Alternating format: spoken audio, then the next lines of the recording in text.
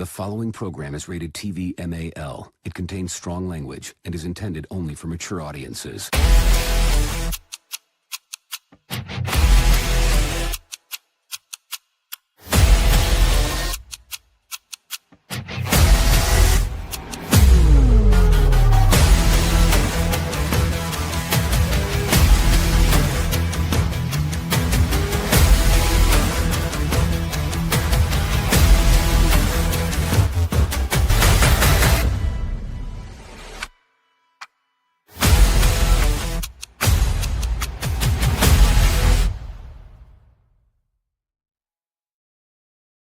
Hello there, everybody. Welcome to the Dark Roast Nerdiness podcast, episode 29. Something is rotten and YouTube comes. We've got a good show for us today. Shark is out repairing his truck, so he won't actually be here tonight. We don't know if the Magic 8 Ball show up, which is why he's a Magic 8 Ball. He shows up when the hell he wants to. We've got a new member joining the panel for us today, a friend of ours named Hunter.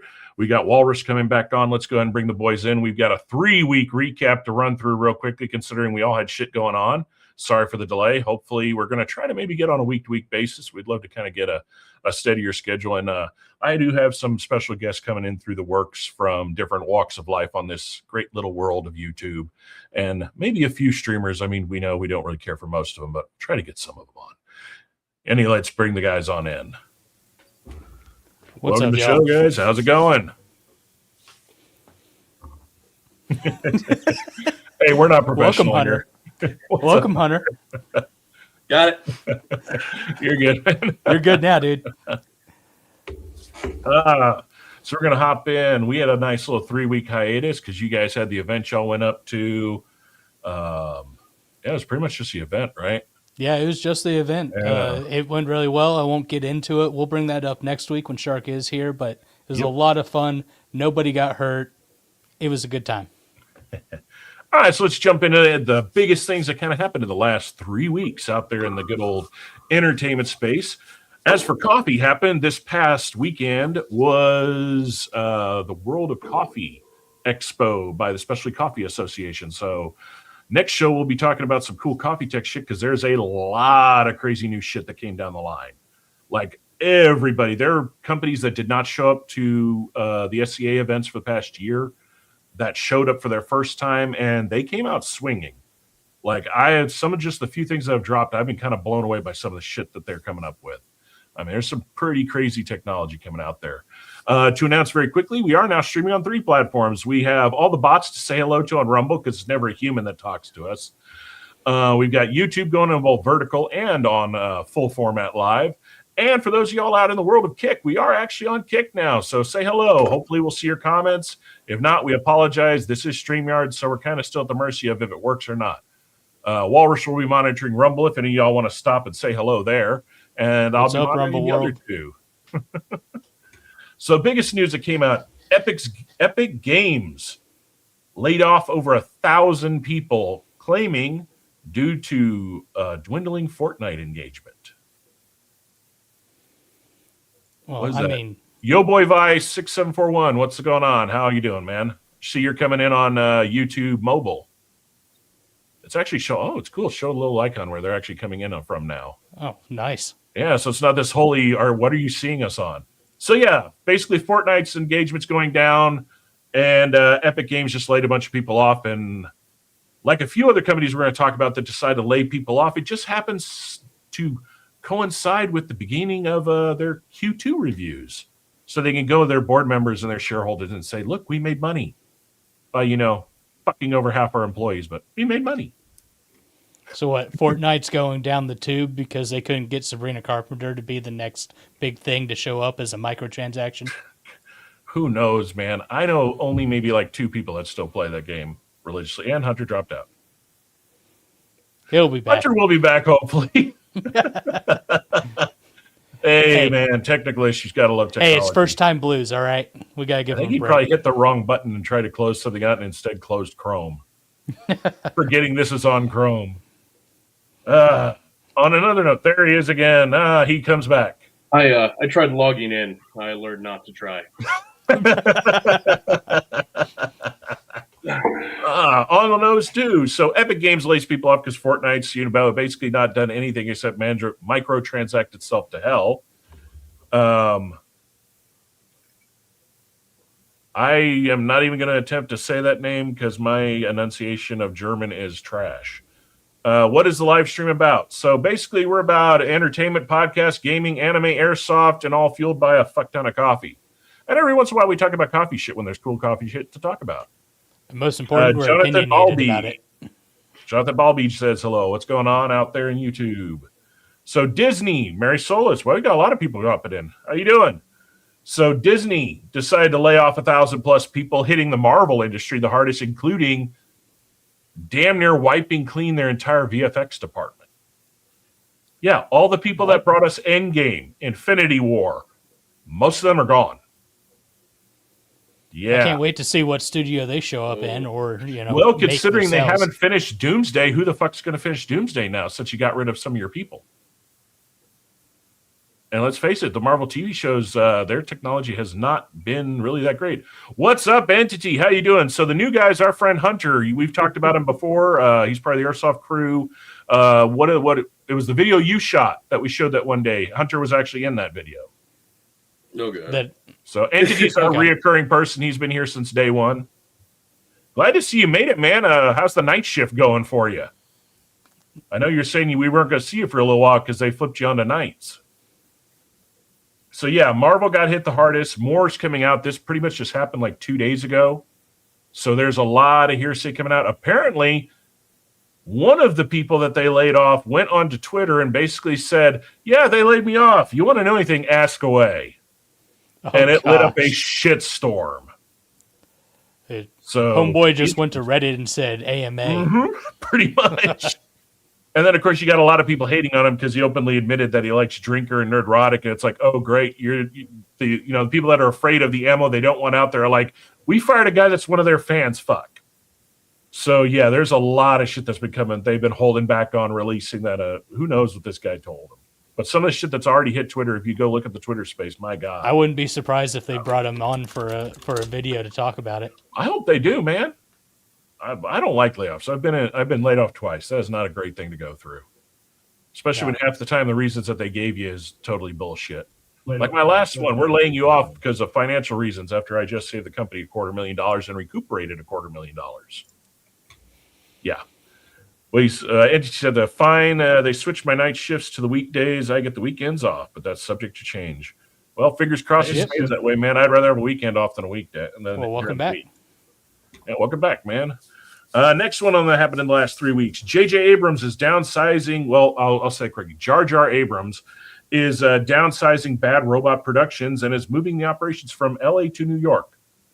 I don't know if that's an improvement. That's not any better. Yeah. Plus, really, he hasn't been doing shit. The guy got paid this astronomical amount of money to sign this contract deal, and he hasn't really turned out shit. Like, when's the last time you heard his name actually attached to anything that's coming out? Star Trek. Yeah, but that didn't happen. The final movie didn't. That Ixnay. Those were the previous three. No. Yeah, that's what I'm talking about. Yeah. And then the big one that I'm interested to see how this shakes things up. Live Nation. A jury found that Live Nation and Ticketmaster operated as an illegal monopoly over concert venues. Ooh. Yeah, Live Nation going to have to pay out a lot of fucking money. Well, I mean, they're just finding out what we already knew. Oh, yeah. I know promoters, and they hated that they always had to deal with those assholes. They take so much of the cut that if you're smaller venues, smaller place, they don't even want to talk to you. Yeah. I've never been a fan of them. I hated their website, and I've hated that no matter how much they implement, how much they talk all their bullshit about, we're going to stop scalpers. Everything I ever wanted to see, all the tickets were gone instantly, and sure enough, every scalper website had them. Yeah. So, yeah. I'm not paying $500 to go see somebody that I saw for $50, 5 years ago. Not going to happen. All right, so we're going to hop into real quickly. Sadly, as usual, within 3 weeks, we lost a few people. Thankfully, not as many as the last show we had. Jesus Christ, that was a long roll. These ones, let's see, where did we go here? So let me see if I can start this and get it working properly. All right, so we lost the original narrator for Dragon Ball passed away. I was shocked to find out when I read this. He was 90 years old. Wow. Yeah. Which threw me off because they've had this photo in there and like did this poor guy die young again? It's like, no, he was actually 90 years old. Entity Shark is actually keeping track of the digital stuff going on. He has a whole thing. We've got a lot of stuff that he wants to talk about in the next show for our What the Tech section that has to deal with that and a lot of other stuff. So yeah, we know trust me, his autism is solely centered on that. The Real Hat Man, thank you for hopping in there. We don't really like doing much politics, but I'll literally say, I think everybody on this panel basically says who you want to marry, what you want to do, and what you want to do in your bedroom or your own time is your own fucking business. We don't care. Mm-hmm. Live your life, be happy, or as miserable married as you want to with whoever you're married to. Just leave me out of it. Yeah, I don't need to know about that. Yeah, I miss the days when people just kept to themselves. Beautiful. Thank you, sir. All right. So yeah, we lost this was the original guy that did the voice narration for Dragon Ball Z. Second one that's coming up is, my camera's away. Joy Hummel was the first woman to write Wonder Woman comics. And she ran it through the animated series. Like, there is a lot of the core that led to what you saw in like the two Wonder Woman movies. That was her. Michael Patrick, the actor from Game of Thrones, passed away, died at the age of 35, which, man, 35, that's a little too low. And oddly enough, I guess this was the most major thing that he had kind of done in his acting career. Like, his career was literally just taking off from doing that. Was this one of the ones where it's like he knew that, things weren't going to go out well and he was like putting his all into it? Because I remember there was a story like that coming out of Game of Thrones, and I forgot if it was him or somebody else. I'll look more into it. This came across my feed literally like an hour before we did the show, so I hadn't had much time to look into it. I recognize, of course, by the picture who it was, but I don't know if this was something that was an ongoing thing. But I'm pretty sure most likely I would assume it is, being 35. That's, pretty low on there. Mm-hmm. What do you say? RHA, best thing he did was... I don't know what he's talking about. I don't know what he's talking about. Let me see here. Next one coming up. Come on. I thought I only put these on 10 seconds. My apology. Apparently I put them on longer. Sid Croft of Sid and Marty Croft passed away. I actually did not know either one of the Croft brothers were still alive. So when this came across my feed, I was kind of shocked. For anybody that grew up in my generation, Land of the Lost, there were a lot of shows that it was literally presented to you by Sid and Marty Croft. And they left a hell of a legacy for people to follow, and a lot of things that they're trying to reboot and rehash now. And lastly, we lost John Nolan. This man, if you don't recognize him, you are not a movie file, because this man was in a fuck ton of things. Like, this man, for most of his life, never stopped acting. And if you don't recognize him from anything you've seen, if you had heard his voice, he did a ton of voice acting work. But yeah, sadly, few people we lost, which sadly, as you get older, keeps happening. Did you get Marty Grabstein? No. Who's that? The voice actor for Courage the Cowardly Dog and the old man. I didn't hear about that one. I didn't hear about that one at all. I think it was yesterday. Oh, wow. He was out. Damn. If I understood it right. Double check on that one. I might be saying the names wrong, but I mean it was the first thing I saw this morning coming through. Oh, okay. So damn. I'll get back to y'all on that one. Yeah, get back to us on that one. All right, so we're going to hop in real quickly. Over the last 3 weeks, I try to stay away from influencers and streamers stuff too much, but some of it's just so goddamn funny. You got to kind of talk about it and laugh at it, and there's a few of them that none of us here, I think, on the panel have any fucking love for, because let's face it, you got to have a really sad, shallow hole in your life to watch and enjoy anybody that's a ugly human being and a grifter. You're pretty much self-projecting if you're watching that type of person. So on the first one that kind of took a turn when I first started looking into this and then did a 180, apparently the streamer Saikuno couldn't start could not stop parking his egg roll in foreign holes other than his girlfriend's. A female streamer tried to fuel the fire and ended up only burning herself. And then Sykkuno went on the Great Apology Tour. And, of course, she's staying with him. So another YouTube apology tour? This one actually was pretty in-depth, but then, of course, the girlfriend followed up with one of hers and raises the question, did she actually write that? Both of them were pretty PRHRE driven the way they were worded. So, the best news out of the streaming verse, Johnny the piece of shit should have been thrown off a rooftop Somali has been sentenced to serve 6 months in a labor camp in Korea. They arrested him and dragged him off from the court, though the DA is already set to appeal, stating that the sentence issued by the judge to the legitimacy of his crimes and the victims coming forward was too light. So in Korea, it doesn't work like here. If they think the first judge failed, they could send it back through the system and add more, because if you look at everything he did, every crime they had on him, he could be looking up as a maximum of 10 fucking years in a labor camp. Yeah, I mean, you think of labor camps and you're thinking of, pickaxes and your chain gang and you're breaking up rocks. Yeah, that's how the North Koreans, wow. That's how the Koreans roll. Yeah, Entity, you are right. I did kind of leave that out, but I will say, since you did bring it up, the weird part about the Sykkuno mess is all the detractors or the people that were against him tried to paint him as a PDF and then got totally their asses handed to him when it was proven it was all bullshit. Gotta love streamers, man. They jump on the bandwagon in 5 seconds without doing 10 seconds worth of research. You guys are making me realize how outside of the world I am.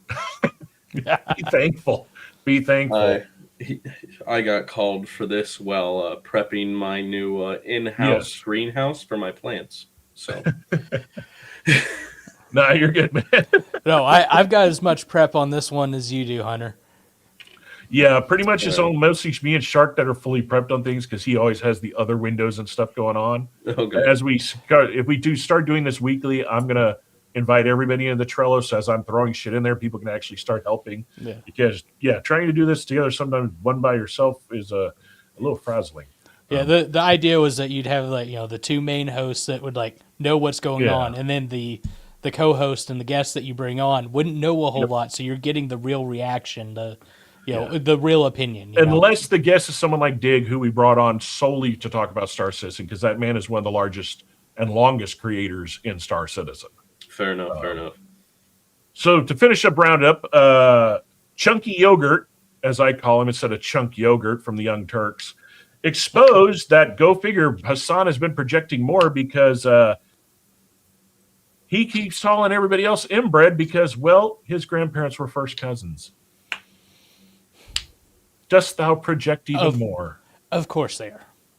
And then he decided to start a war with a member of Congress, and the member of Congress liked to call out the fact that he has King Anchor Baby status.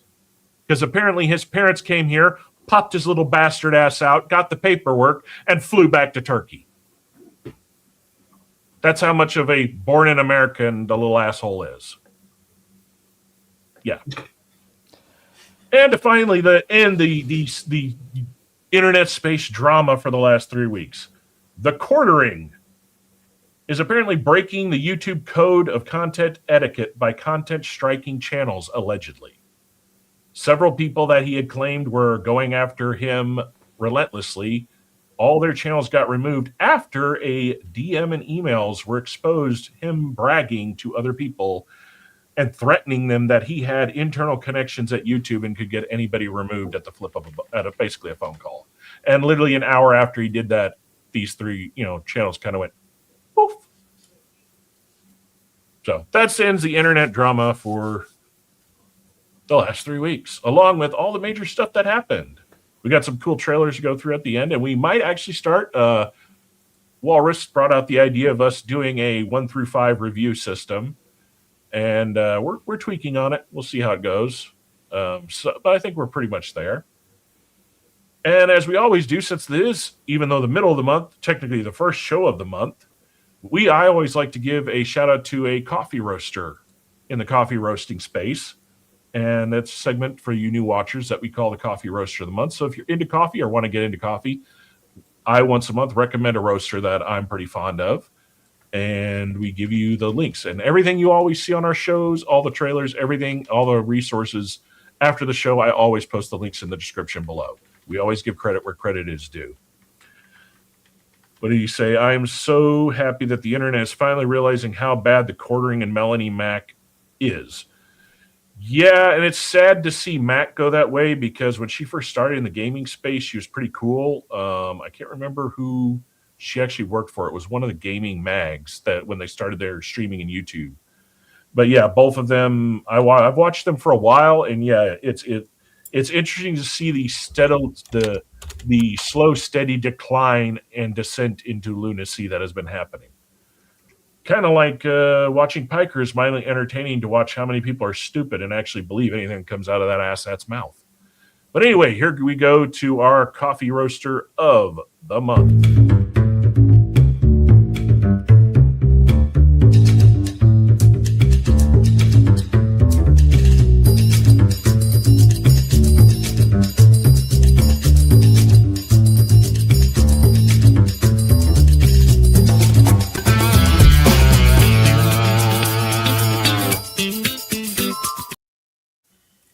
All right, so the coffee roaster of the month this month is Black and White Coffee Roasters. This roastery started in 2017 in Raleigh, North Carolina, and the founding members were two men that were actually U.S. barista champions. They just decided to start roasting, get into it, and I actually have 3 of their coffees right now that I have on rotation that I picked up about a month ago. And what I love is most websites you go to, some coffee roasters are great at what they do, but their websites, for someone who's not like a coffee file or a coffee geek, it's hard to navigate. It's hard to find something you're going to like. These guys are very easy. As you can see right here, you got the name of the roast, the major flavor that it's going to have, like the flavor profile, the breakdown of all the flavors you're going to potentially get in the coffee, depending how you make it.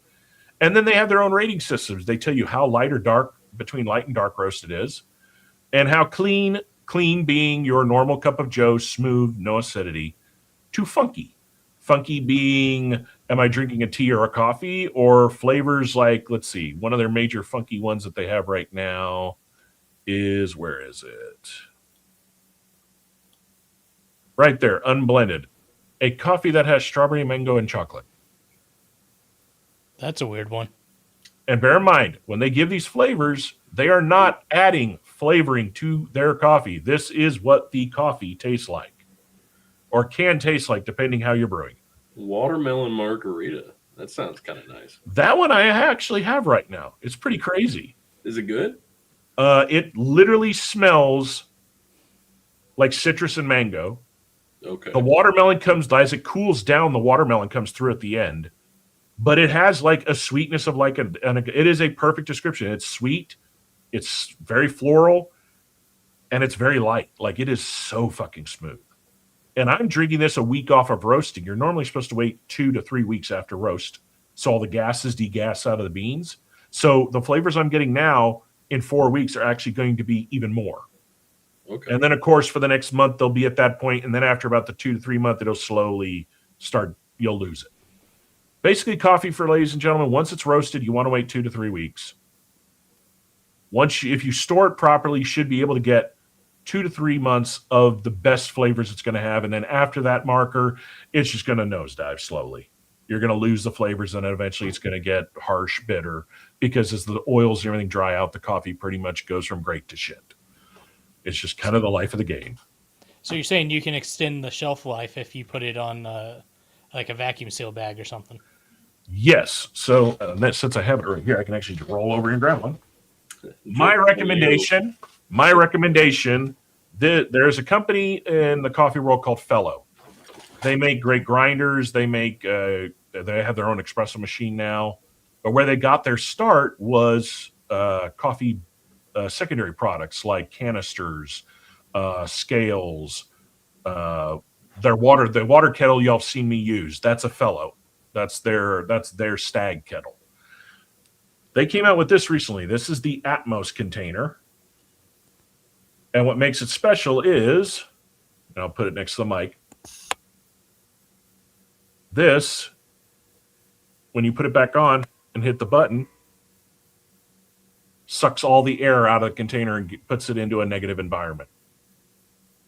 This will make this coffee last 2 months longer than it should without any diminishing returns. And that's about $60. It's Borsilicate glass and the electronic top. Now you can get the non-electronic model, which is kind of weird. You stick it on and you basically spin it sideways back and forth, and that actually pulls the air out. I'd rather have the electronic. I'm lazy. But yeah, that's Black and White Coffee Roasters. I'm going to have their link, like I said, afterwards. And give them a try. Like I said, they're in Raleigh, North Carolina. I know I've had some crazy ones on here that are in the Netherlands and other places. So if you want to support an American company, there they are, right there in Raleigh, North Carolina. And if you happen to go to any of the coffee shows, these guys are normally there at any of the SCA, which is the Specialty Coffee Association shows. So that's our coffee roaster of the month. Nice. All right. Try that out. Yeah, they're really good. All right, so the next one that we're hopping into here, let me share the screen here. Entity just put in the chat, he's been enjoying honey coffee. Never taste some that makes me feel at peace. That actually sounds really good. I'm enjoying. Okay, so are you talking? If I can talk, you've gotten a coffee that's a honey processed, is what you're saying? Because there is a process of washing the coffee that's called a honey process, and yeah, it does actually make the beans less acidic, normally very sweet, and normally very well balanced too. So if you're like dealing with a coffee that has like cocoa flavors, a nuttiness, say a little bit of vanilla in it, it's going to cause all that to be brought out better. Normally, honey process they don't do on coffees that are going to be more fruit forward. They don't really, you get kind of a diminished return on that process for fruity coffees, but for like well balanced, low acidic coffees, yeah. No, it's completely made from honey. Wait, are you talking like the actual coffee where they're infusing coffee? Okay, I got it. I'm more interested. I don't know, Hunter. You need to get on that with your honey bees coming. Oh yeah, no shit. Oh, Wolf, have you heard? Yes, I've heard that you are starting a hive to make mead. Yes, they get here next week. Nice. We need to do is I've always wanted to do a mead with elderberries. I can help with that. Since you can find elderberries all over the hill country in Texas. I was thinking about growing a few bushes in the backyard, actually. Hey, it would definitely help the bees. Mm-hmm. Okay, so we're going to be on deadline right now. I don't really like this website. I had to turn off like 9,000 fucking pop-ups just to read this damn thing. So, as everybody knows, the merger with Warner Brothers and Paramount is going forward. And in retribution of it, 1,000+ people in Hollywood decided to sign a letter opposing the Paramount-Warner Brothers merger. Even though a good portion of these assholes already work for Paramount, so nothing's going to change for them. Well, they're like, I'm going to write a strongly worded email to you, or a strongly worded letter. Okay, that does nothing. Yeah. J.J. Abrams, David Lindelof, David Fincher, Villeneuve, all these like literally 3,000 entertainment news professionals. So it's not just actors, it's people in the industry too. And let's face it, the only reason they're signing this is not because they're afraid of theaters dying. They're not afraid of all the shit that people were worried about when it came to this. It's because Paramount's owned by the Ellisons and they're friends with the Orange Man. That's all it comes down to. Which Ellison actually apparently came out in a meeting just recently and basically said that half of the things they're afraid of, which is, less time in the theaters are going to die because they're going to want to push streaming. He just came out and pretty much, if I understood correctly, told them that no, all theater releases, we're going to put out, like he wants to put out like between Warner Brothers and Paramount, 30 movies a year minimum. Not only that, he wants every movie to have a minimum 90-day window in theaters prior to streaming.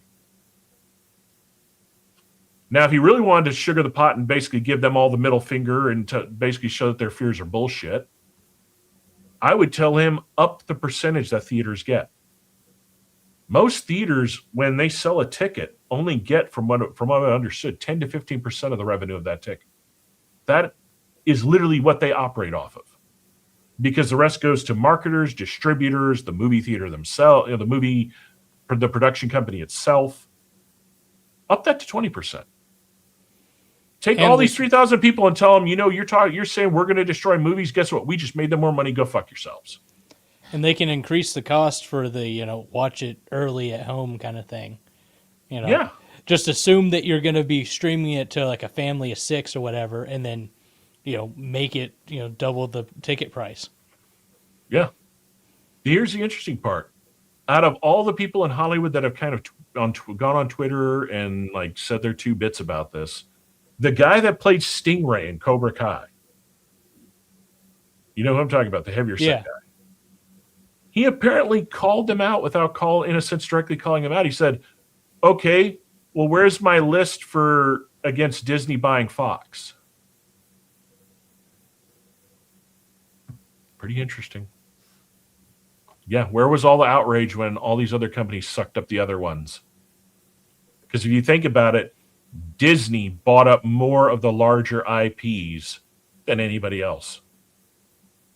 I mean, they absolved, what was it like? I think 4 studios in under 5 years. They sucked up like 5 of them. Because Marvel Studios was its own thing. Fox was its own thing. Lucasfilm. Yeah, Lucasfilm. They gained all of the they basically consumed all of Hulu.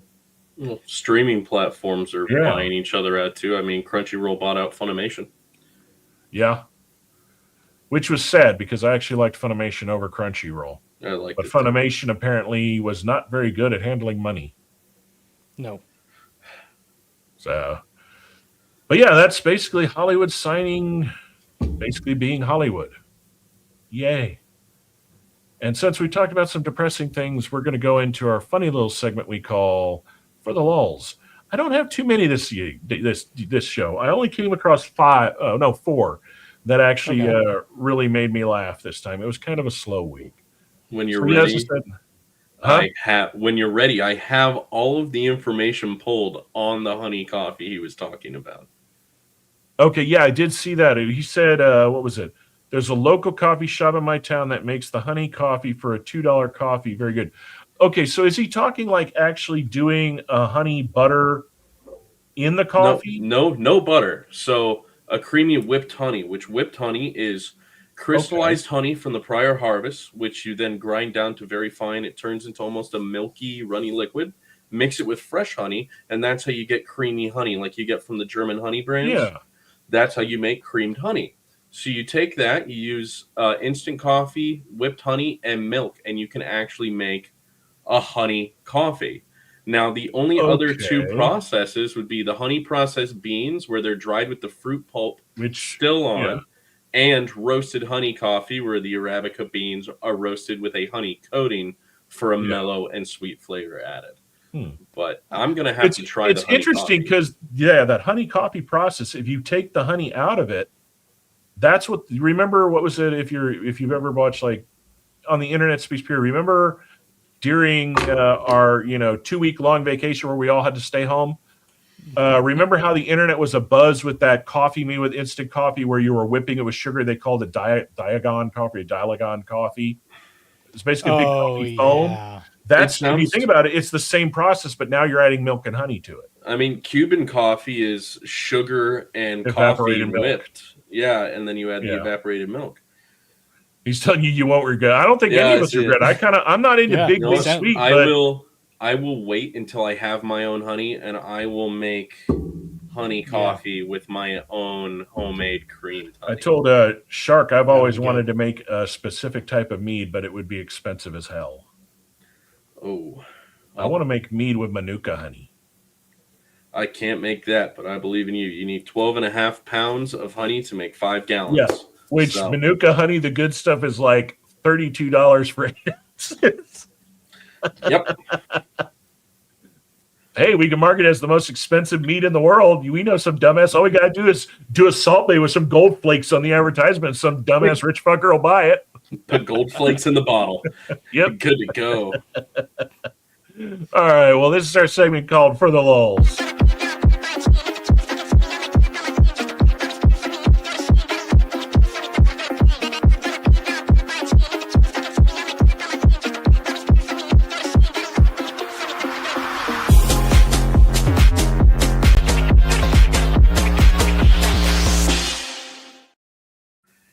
right, here's our first one for the day.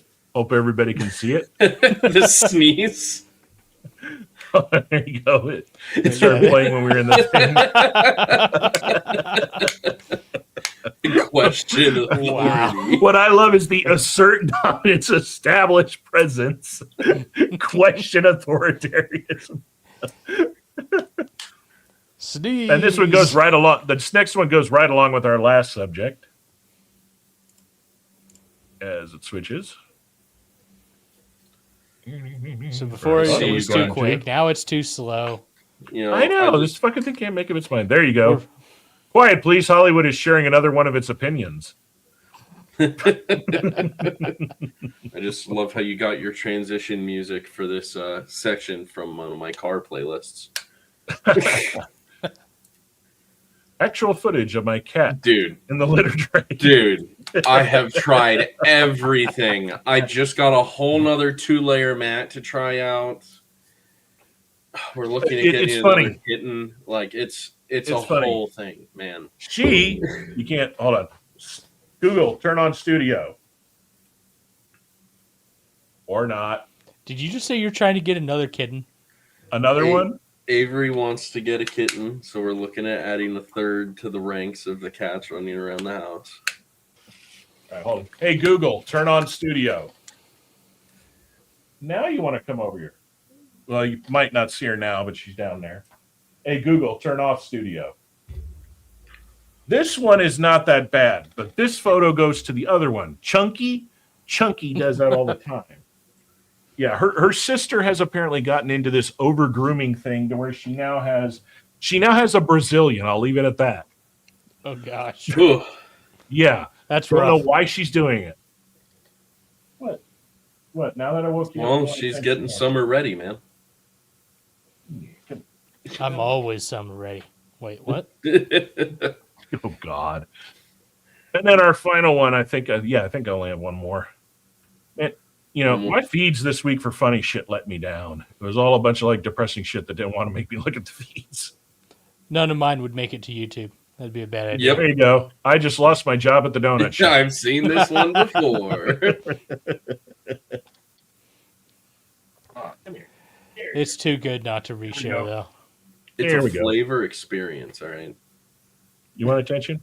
There's everybody. Do we all have jet black cats?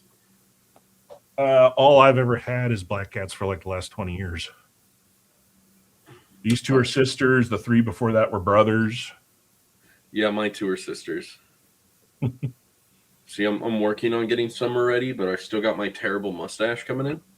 I can't grow the middle. Like you guys, nope.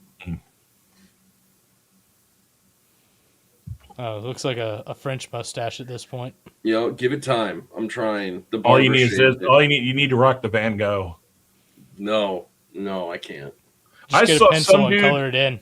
I saw a dude the other day walking into one of the spots I was picking up at that I wanted to ask him if I could take a photo because he literally looked like he could be a One Piece character. Really? This dude had long fucking hair, like full Viking braids in it. Had all of this was like all the way down to the middle of his chest. All of this was down to the middle of his chest. And then the mutton chops he had grown out and they had done the fucking twirls. Oh, really? And I was like, damn. That's a lot of work. There. That is a lot of work, sir. I'm having a hard enough time letting my top of my hair grow out. They're not jet black cats. They're void cats. Do not disturb the void. Yeah. Dude, mine love my bee suit. I don't know what it is, but I keep finding my cats in my bee suit. Huh. Sometimes it's the material. It's the fabric. Yeah. Especially anything that creates a static charge, they go crazy over stuff as static. PVC inner liner, so they're probably rolling around that thing. So the next thing we got to go into, let's see here, is I think we'll go ahead and hop into the content creator spotlight. So I've got a new one for today. Let me pop up, and here comes our intro. I love my intros.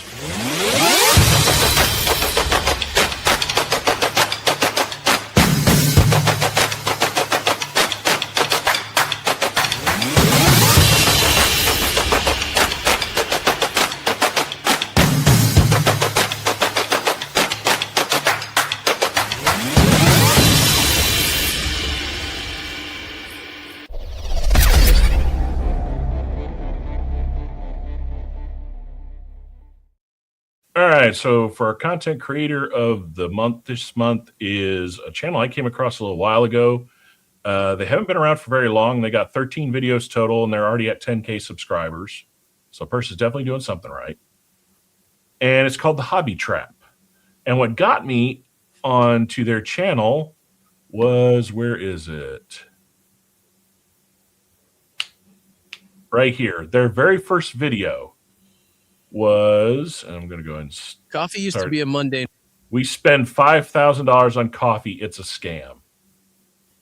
And I'll let it roll just for a second so you can kind of get the vibe. Morning necessity, a simple utilitarian delivery mechanism for caffeine intended to jumpstart the workforce into a semi-consciousness. But somewhere along the line, we decided that wasn't enough. We traded our sanity for a specialty coffee reality that functions less like a culinary interest, more like a high-control secular religion. It's a paradox of scientific rigor and financial masochism. You're doing high-stakes chemistry to the second decimal point just to feel awake. This is the trap. It begins with the... So as you can see now, you know kind of why I like the guy. It's just very funny. Like he does this one, why do men obsess over toys? I paid $2,000 to hear Spit talking about high-end headphones. This is the one I think you guys will love. It's called "You Are Not John Wick: The EDC Trap." You're not going to stop me from buying Naturalite. All right. I think you personally attacked Hunter over here. Or you got this one: "Stop building gaming PCs you are not playing." You are not, this one's for well, Brenlee was a photographer, but I think you get a kick out of this. One's called "You Are Not a Photographer, You're a Shopper." Why grown men build rolling panic rooms. Don't judge my rolling panic room. I see one that I feel attacked by. The carbon the fiber grill? light. Oh, the sad reason men babysit meat at 3 a.m. No, this is the one I love. Paying $150K to poop in a plastic bucket. Or dressed for Everest to sit in an office. The pathetic delusion of the Rolex. This was a good one with the Rolex cult.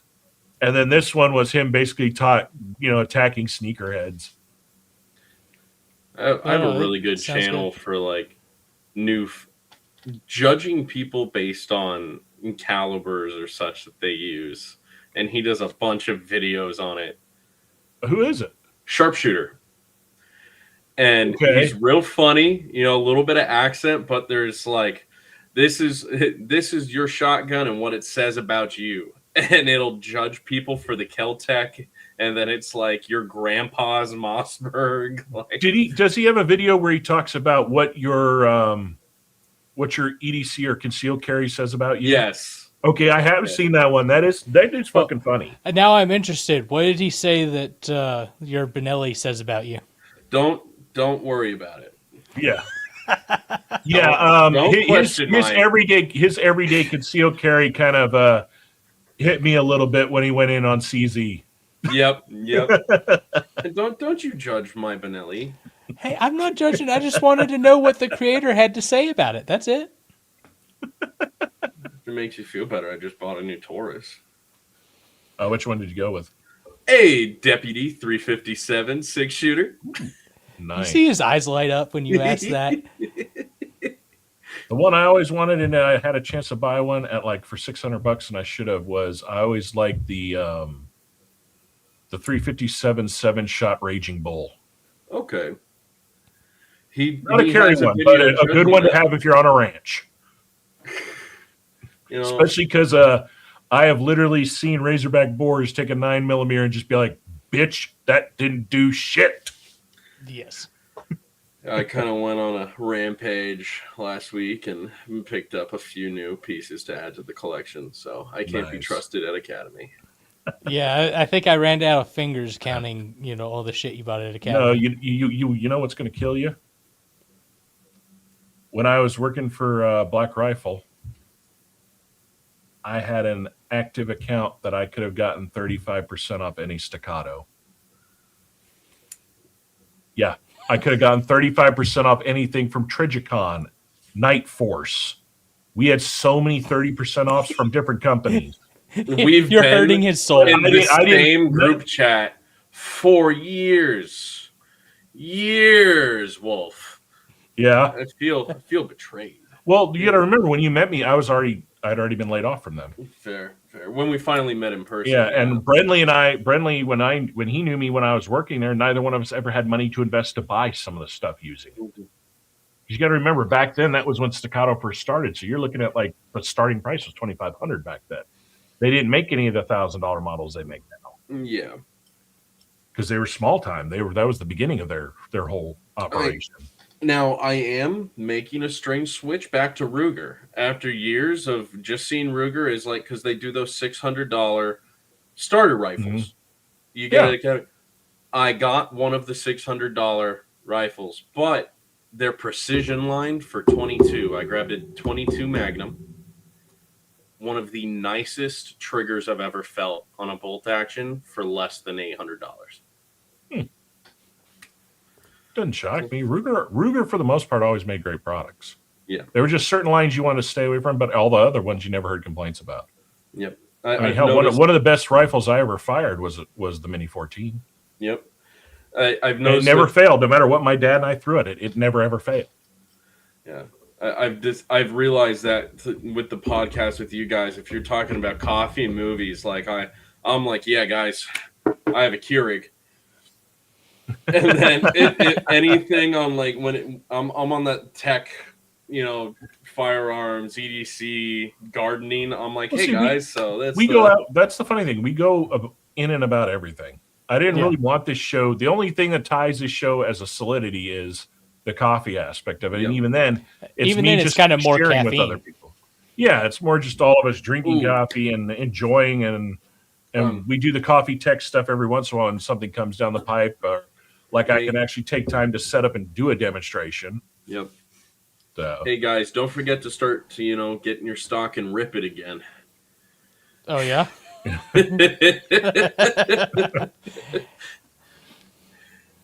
When I start doing my barbecue segments. So, come on, I like it, Hunter. All right, so what of the new shows that have come out in like the last 2 months or so have either one of y'all seen? Let me pull up my Crunchyroll. Okay. Like on mainstreaming, any one of y'all caught Daredevil Born Again? Nope. So I caught the most of the first season. Okay. I got kind of bored with it, honestly. Okay, so I will tell you right now, it is not moving in any way the pace of when Netflix had the show. Yeah. It is changed so much. They have killed off almost most of the good male side characters and replaced them with girl power. I mean, they killed off Foggy. I mean, what the hell? They killed off Foggy. They killed off Kingpin's right-hand man, Wesley. They killed off Ben Urich and replaced him with his niece, BB. And she's insufferable and stupid. One thing I'll say, I watched James the first 10 minutes. Son is in it, and he can't act for shit. I watched the first 10 minutes of the second season. And I got to say, he kind of goes hard. In that shipping container. There are parts. There are parts. The fight scenes, when they do get into a final fight, are good. Because it's the same fight choreographer. But you'll notice that the angle and the way they're posing it sometimes in some of the later episodes, you can tell they don't have the same director. Because it doesn't have that gritty vibe. Like, I know anybody that watched the first, the Netflix version of Daredevil, nobody forgets that fucking one continuous shot hallway fight. Oh, yeah. That just went down flights of stairs nonstop. Well, I mean, that's when you had all the grittiness. You had Daredevil doing the gritty. You had Jessica Jones, which was just super dark just in general. Yeah, I mean, you had... the only good thing about Daredevil is we do know by the end of this season, Jessica Jones is showing back up, and it is Kristen Ritter playing her. Okay. Luke Cage is returning. All of them are returning in some form or fashion. How, we don't know. But yeah, I think the biggest mistake they make, killing fucking Foggy, so you don't have that dynamic between him and Matt Murdock. You don't have the lawyer scenes anymore, which is what even the comic was kind of set it apart. And Kingpin is no longer Kingpin. He is Cuckpin. The people around him are more afraid of his wife than him. Yeah. The guy that crushed a guy's head in with a car door now just sits there and takes it. And cries. A lot. Oh, he cries? Yes, the Kingpin now cries. Yeah. I feel like I just watch weird shows compared to you guys. Yeah, like All right, what about The Boys, since it's on the final season? I've only watched the first season. Yeah, I don't know. I stopped kind of after the second. It was kind of the same shit, over All right, and out over. of the comic book stuff, either one of y'all watched The Pit? The medical one? Oh, yeah. Yes. With Noah Weil. I loved it. The first season was awesome, especially like all the time I spent in medical. Like watching that was like reliving walking into an ER. The second season is doing really good too. The second season just dropped the final episode, so all 15 are out, and it's I think even parts of it are as good as the first, and some parts are better. I have to sit down and watch it. I didn't even know another season was out. I do the thing where I binge the entire first season, and then all of a sudden, a year later, I'm like, wait, they made 2 more seasons of this? And then it's binging. And then that's all you do. Yeah. That's all I'm watching on my weekly flights. Yeah. On anime end, so far, I'm caught up on Free Ren. I've caught up on the first 2 episodes dropped of The Beginning at the End. Okay. Which is really good. Yes, that was good. I'm all caught up on Sentenced to Be a Hero. Okay. And I'm rewatching because one of the girls at the vet clinic and I were talking about it, and I realized it had been so long since I had watched it. I am restarting from the beginning, Kill la Kill. Okay. Have you seen anything on Scooped Up by an S-Rank Adventurer yet? I started the first one. I had to go to work, so it's in my watch list. I just haven't gotten to getting into it. Progressively, it gets so much better, and it's not because there's been a lot of isekais that have come out over the last few weeks, like but that one's good. The Jack of All Trades, Party of None, is a non-isekai but really good story base. Yeah, and does that one have a second season now? Not yet. I don't know if it's been announced, but it's lined up for one. There's no way they can't. Yeah. They can keep that going. I started watching Black Lagoon again. That's what's on my list to rewatch. So Entity, I could kind of hear you. Give The Pit a try because it literally is filmed. You're watching every hour of their 15-hour shift each day. Each episode is an hour of their shift. And considering that it's in an ER, it literally just keeps rolling and it never stops. It never gets boring. It is just, and it is graphic as fuck. Like they show probably the most graphic depictions of actual injuries and surgeries and surgical procedures. Like there are doctors that have been trying to rip the show a new one and they watch it and they're just like, yeah, I got no complaints. Yeah. The anime release, The Witch, Warrior, Princess, and the Barbarian King are very good. I haven't heard about that one. Yeah, I didn't see that one. I saw, or I should say, I didn't watch it, but I saw that it was there. But overall, I have been heavily disappointed with the amount of new isekai that are coming out. There's one on Crunchyroll, there's one on High Dive, and then that's it. I mean, you got like one other on Crunchyroll that's getting the second season. The one you just mentioned, the beginning of the end, right? That was really good. Reincarnated as a slime. Yeah, I think it's 3 episodes or 2 episodes in on that new season. It's getting pretty interesting. Then again, that's a series that never kind of didn't stop picking up pace in different ways. Out of an old one, I just rewatched all of again that I hadn't watched in a while is Desert Punk. Oh, okay. The first episode for season 2 of I Got a Cheat Skill in Another World and became unrivaled in the real world too. The one where he was like the overweight, bullied kid. Okay, went to the other world. Yeah. All of a sudden, did you watch the second season one? I haven't watched it. I'm scrolling through. I think it's just a one-off EP because there hasn't been a new one. So yeah. Because it hasn't shown a third episode or something like that this season. I haven't watched this one. Have either one of y'all, because people around me keep talking about the damn thing. Have either one of y'all watched Campfire Cooking in Another World? Oh my God, yes. It's so good. Okay. Yeah, since I'm hearing that from you guys now too, I've got it. It's on the watch list. I just haven't watched it. But I hadn't asked any of you guys. It's very wholesome. It's very wholesome, but it's good. So it's like Delicious in Dungeon then. Another really wholesome cooking one. Solo Camping for 2. Okay.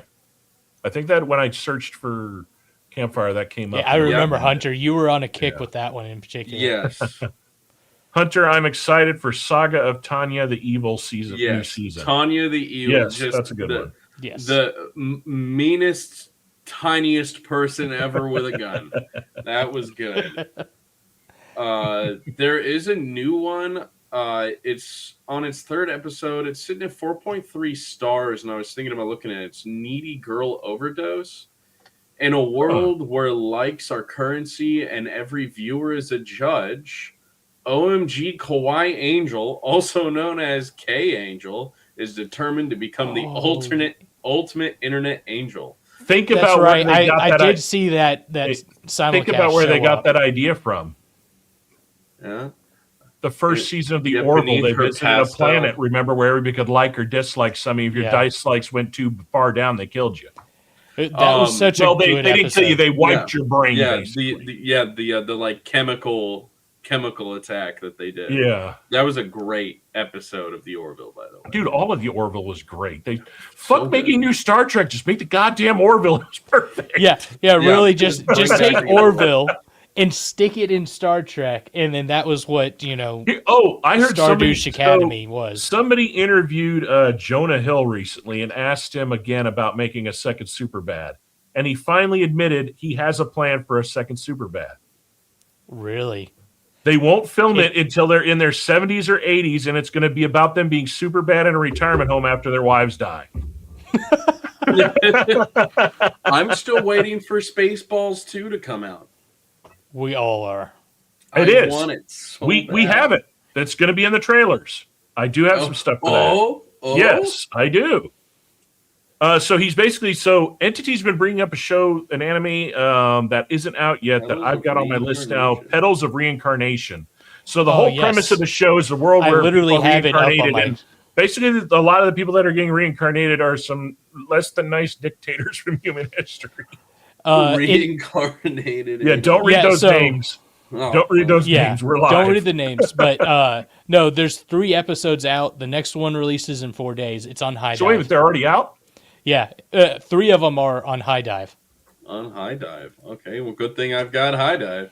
Yep. Hold on. I'm bringing up High Dive before I forget about that. Now, have you guys seen the Atelier Master one? Not the White Hat Atelier Master. No.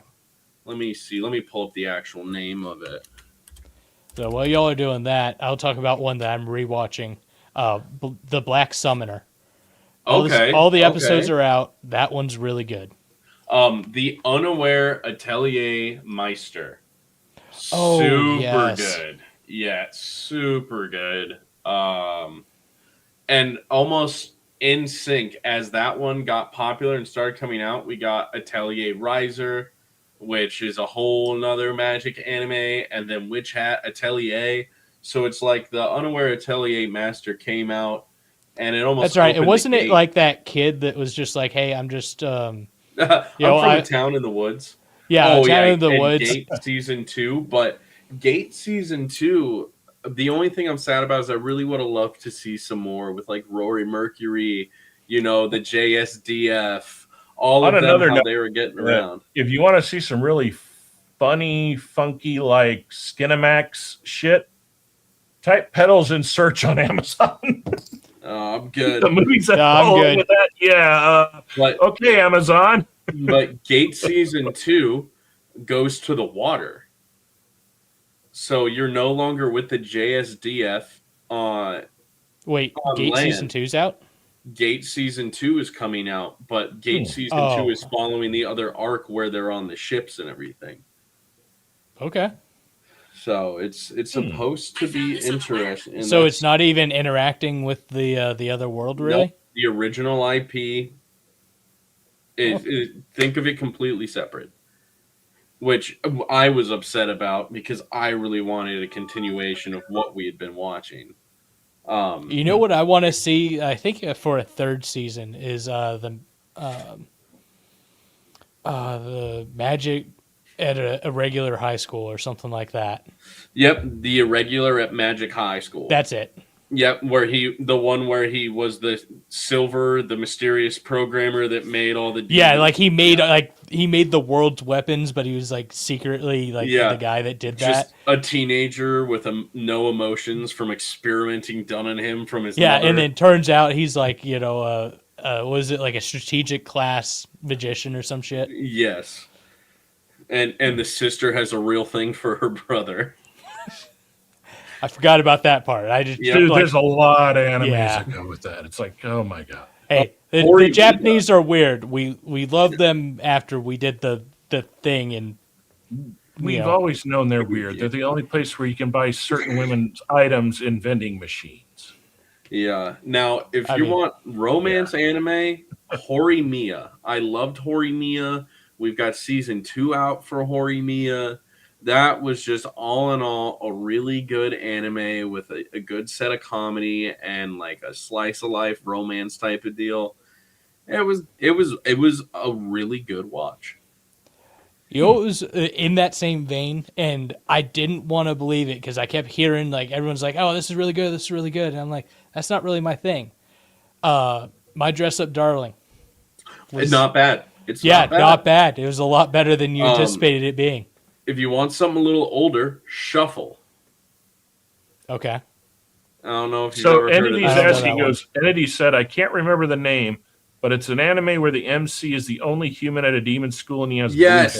Yes. Oh, yes. He got adopted by the devil. Yeah, by the devil. And he puts demon scent on him so he can blend in. That's right. And he wears like devil horns or something. Horns on him and everything. Yeah. Yes. Demon Academy. Let me look. It's got shit. demon in the name. No, that's Demon King Daimo. That one's good. Yeah, that one was good. That's the problem, man. There's so much fucking shit to try to follow and watch out there that's actually really good. Demon Lord Retry was really good. Tales of Wedding Rings, a little weird, but not bad. Yeah, the Demon Lord retry, that was hilarious, especially once it got to the dragon portion. Harem in a Labyrinth of Another World was funny to me. No, there's a lot of promising stuff coming out. I really like the isekai stuff we've got, but if I'm looking for something old, a little bit of romance, Shuffle. The arcs in it are good, because I just can't deal with Rosario Vampire anymore because I just don't like that werewolf episode. I did not watch that one, but it's funny that you're really into the isekais like I am. So that'll be good, and I've pretty much gone through all of them at one point or another.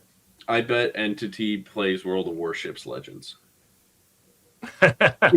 With saying he wants more naval anime, probably. Yeah. No, it's crazy that we feel attacked. It's crazy that we have so much coming out in just the last month and a half to the next 2 months. It's almost like Crunchyroll's like, okay, we need to get people subscribing again. Yeah, for longer than a month. Yeah, at the same time, Thunder Naval. There you go. It's like the spring season though is their like rebuilding area. Their rebuilding season where they're just like, hey, we've got some good things, but like, hey, we're gonna promise y'all a lot of shit in the fall and in the summer. Coming back around. The next year. Did you ever check out To Be Hero X? No, I haven't heard of it. You might want to check it out. The story's good. The premise is different. And on top of it, the animation is really goddamn good. I know. Same with Lord of Mysteries. Lord of Mysteries is really good. I know Netflix, surprisingly enough, is coming out with some good stuff too nowadays. Yeah, especially movies. They don't really pump the movies they're turning out, but they've had some pretty crazily good ones. Hubie's Halloween was really good. I had to go in. It's an Adam Sandler movie. I think I skipped that one because the trailer that they released for it was not it's one of those that the trailer was not good. No, the trailer wasn't good, but the movie itself, not bad. I really enjoyed it. The last one I saw, besides Happy Gilmore 2, that he was in that was actually a lot better than anticipated was that Gym one. Gym something or another where he's like a gym store owner. Oh, I have no idea. Oh, you're talking Uncut Gems. Yeah, that's the one. Yeah, that's probably one of the most darkest films he's ever made. Yeah, is that one. Did it very good. No, he did really good. So Entity Pit I watched to be Hero X. I don't really like it. I wish they focused more on X and not do the different story thing. Yeah, that was kind of the biggest complaint from what I understand. The next season is supposed to be, like, if you look at the way they ended it, that's where they're going to go more into X and all of that. Also, Hunter plays Azure Lane. Azure Lane. Oh, God. That's on you guys. I have no clue what that is. And by the way, I don't think I want to know. Is it a gotcha game? No. Okay. It's okay. Good. Let me read you a synopsis about Azure Lane while you guys continue talking. Let me pull this up. Remember, we're on YouTube. Yep. So imagine anime girls dressed like anime girls right now. Yep. Yeah. On ships. So basically, what you're saying is it's naval battles with good boob physics. Yeah. Physics are on point. For the plot, guys. For the plot. So kind of hop back in. We need to, just like we were talking about, just doing an anime dedicated episode because there's just so much. I feel like every week there's something new coming out. Well, not even new, just discussing the old shit. Like, I've seen so many lists where it's like, these are the 30 anime you need to see, and I'm sitting there watching. It's like, okay. Yeah, you left a few that should have been. You guys left out original Trigun. Yeah. Yeah, or leaving out Gurren Lagann. Let's see. I think I would know something about original Trigun. Yeah. I've got a quarter of my body covered in it. I've got above the monitor bashing knives as revolvers. Yeah, I've got the 7 Deadly Sins tattoos. The first season was good. Honestly, I am actually I'm liking Trigun Stargazer. Really? Is it good? Should I watch it? It's really good. It is literally taking off right after the Battle with Knives, like a year after that. Okay. And it explores more. I'm not going to give any good points away, but the ending of the last episode tells you everything. They're still on planet, Trigun. They're on the desert planet. And out of nowhere, everything lights up and the ships of Earth have arrived. And nobody's happy about it. My thing is as much as everyone hates on the live action anime adaptations, like Death Note, I want another season of live action Cowboy Bebop. Yes. Okay. I'll put it. This is my take. Finally, I've got another one. Right, hold on. Let me tell you. Death Note was not bad. The problem with Death Note is they left a lot out. They changed things they shouldn't have changed, and they tried to condense what should have been 2 movies into 1. Yep. It should have been a series. It should have been a minimum 6-episode, hour-long series. Yeah. Because he was the perfect fucking voice for the Shinigami. Yes. Perfect fucking voice. Nailed it. The look of him was fucking perfect. Yeah, everything about it was Now, as for Bebop, I don't dislike any of the casting. I thought the casting was good. I thought we didn't get enough of each person to fully develop their stories, especially Valentine's. We didn't get enough of her thing. Yeah. They waited to the end to give us Ed, which they shouldn't have fucking done. They tried to condense the entire main overarching story of Bebop, the first season, into just 1 season of the show with less episodes. Big fucking mistake. And adding all that family drama bullshit with Jet destroyed Jet's character. Yep. Other than that, the feel, the vibe, the look, the fucking music was perfect.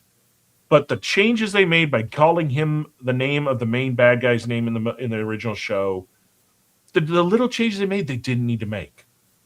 Now, could they have course corrected all of that if they got a second season? Quite possibly. And I did not dislike how they made Ed look, but we didn't get enough of Ed to see if Ed was Ed. Entity's on something. Live action Black Lagoon. No, it'd be a good one. That would be good. But yes, Hunter, you hit on the point that I bring up alone. I'm the lone vanguard on this, of saying that the live action adaptation of both One Piece and wow, I just forgot the name of what we were talking about. Hey, at Bebop. least you can watch the live Bebop. adaptation of One Piece in a few days instead. Yeah, of years. those adaptations I think were better than their anime originals. Well, the best part about One because it Piece gets rid is- of the fever dream, and so it's a soapbox I'm always on and talk about. So it's My- good to have somebody else that thinks kind of the Hunter, same way. we talked about this. Did you know that they did announce for One Piece, we're going to get a season every year now? Oh, nice. They've sped up production now that all the big sets are made and all the major casting for the next couple arcs. So basically, it's set to film for 10 seasons, so a new season every year. Not bad. That way the characters don't age out super bad. You're actually going to be aging with the 1 to 2 year time gaps that happen In everything. series. And it's going to coincide to where season 10 will drop shortly after the anime does its final run. There you go. I mean, our last episode that we did was all about that, where we Well, you heard of what? This is the most, in my opinion, gangster thing. Do you know that Oda literally wrote down what the One Piece is, no. put it in a bottle, and threw it in the fucking ocean? The sewing of the One Piece is somewhere out there. I swear it's going to be offense to something. fuck One Piece, I'm watching 1,000 episodes plus the Phantom Room anime for me. Dude. No, it is if you're going to get into the anime, it is an ungodly investment. yeah. And the fandom is kind of, the fandom for One Piece is literally, they could be as cool, but at the same time as goddamn annoying as the Naruto fan base. Yeah. My soapbox. I don't need to see Jormungand. fat Namis at conventions. What's your soapbox? Jormungand. Older anime about a child Okay, soldier. walk us through it. Walk us through it. All right, so you come in on this child soldier working for an arms dealer, and it goes through his whole story, how he got into this, like the combat zones he was in, like all the soft people working as PMCs for these arms dealers as security, and like the little intricacies. There's some comedy, some weird romance, but overall it is good. It is based off of the world serpent, Jormungand, and they're trying to develop this satellite system to launch it as this arms dealer's goal to have something over the entire world. To be the world serpent. Yeah, so it says Jormungand is a Japanese manga series by Kotaro Takahashi about a young charismatic arms dealer named Koko Hekamitar and her team of elite bodyguards, including a child soldier named Jonah who despises weapons. The story follows their globe-trotting exploits in the illegal arms trade, blending action, dark humor, and a deeper overarching plot involving Koko's secret's plan to end the global conflict through technological disruption. And it had 2 seasons, aired in 2012, and it is on Crunchyroll. Yep, I would all. Okay, I'm adding that one right now. Yeah, Entity. He puts Jormungand on par with Black Lagoon, and I agree. On another note of one that would make a good live action, the original Trigun. The original Trigun, yeah. And half the sets Jormungand are is already not out there in on- the desert. You could use literally the Tombstone set and all the sets from Yellowstone Yep. for the 1903 Yellowstone series. And if you think about it, the original Trigun, if you keep the characters accurate, you're not going to need a lot of CGI. Most of it is going to be, you can do it in physical costumes and physical effects. I always wanted to see a live action Trigun. There is a cosplay I always wanted to build because of my size. It'd be perfect for it, but the elaborateness of the cosplay would be a hell of an ordeal. I always wanted to build a full functioning Gatlin spinning Manev the Gaul. I mean, you're kind of friends with the group of people that could make it happen. Oh, I know. It's just time. Time is the one thing I don't have at the time. The next addition to my garage is actually about to be a drill press and a MIG welder. So Nice. That's just a skip and a jump away. I'm not getting a full metal lathe and putting it in the garage, Walrus. No, you want to know what's going to piss you off? Yeah, almost there. So almost what's there. you know what's going to piss you off? Yep. Muscle Money and Casper Team is worth it entity. Yeah. I have in my in the closet those 4 55-inch planar monitors that basically when they replaced the one at Brenlee's work, they said, anybody want these? And we took them. He had them on Craigslist for a little while. A guy contacted him and wanted him to trade for what he had, but we didn't take the trade because we had nowhere to put it. Now I wish we had taken the trade and put it in a storage unit, because what he wanted to trade him for it was a CNC plasma cutter, the full big metal industrial table. Why does no one call me? Why does no we one didn't know call you. me? This was fucking This 5 was years before ago, all of it, I 4 guess. years ago. This This was like I was still in a wheelchair when this happened. is- And that's what the problem was. I wheeled out into the garage. I was like, I got too much shit. We'd have to move and find a place to put it because he didn't have a garage at that time. He was at the old apartment. Yeah. So it was one of those like, God, neither of us can afford, $220 a month on a storage facility right now because it would take a big one to house that damn thing. Yeah. I'm about to do a high voltage plug and everything in the garage. 220? Heroic Age and Blue Gender. Yes. Heroic Age, I don't remember. Blue Gender, I do. Yes, I remember. Yeah.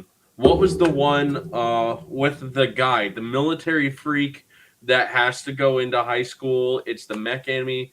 It's not Gurren Lagann. It's the Full Metal Panic. Yeah, Full Metal Yes. Panic was fantastic. You know one that just finally came onto streaming, and I hadn't watched it in forever? Macross Plus. You want to talk about old school? The one that literally is what started most of the mech anime. Really?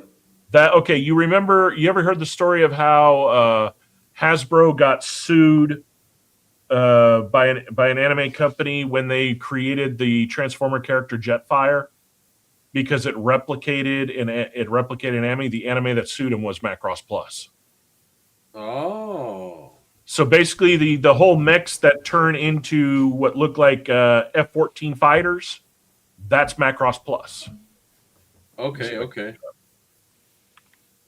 World Trigger. Entity brought up another one. Yes. World Trigger is Trigger. very good. Very good. I figure I'd just do the comments thing because I have it just up on my computer at the side. There you go. This is Macross Plus. Oh, yeah. And the No anime, bots yet on Rumble. Basically, this was like the anime and everything. Yeah. Oh, no, that's Bebop. Why are you showing me Bebop? There it is. Why does it give me Earth Defense Force vibes? Well, it's old. I mean, Macross Plus, let me see, came out. Dragon Pilot? You guys hear about that one? Dragon Pilot? Google it is. So Macross Plus came out in 94. Dragon Pilot, Hisane, and Masutan. Oh, okay. That is wild, but okay. Okay, Hunter, what you're looking at, you see the little button below that has the monitor with the plus sign? Yes. Click it, hit screen share, and you'll be able to find the screen you're seeing, and it should bring it up. All right. Make sure your tabs are sanitized. Yeah, we're good. We're good. No, Here all we the go. hentai's already been scrubbed for the night. Yeah, exactly. See, shuffle episode 1. That's on the other monitor. All right, okay? here we go. I forget, I got to add it, so. This is Dragon Pilot. And it's just this picture for me. It's just 1 second. I got to clean my plane's mouth real quick. That looks interesting. You see a 6.8 out of 10 on IMDb, 4 out of 5 on Common Sense. It's on Netflix. So you were talking about Jormungand being on Crunchyroll. They have the title on there, but they don't actually have the episodes. Really? Yeah. It just showed me that it had it. Here, I'll show you.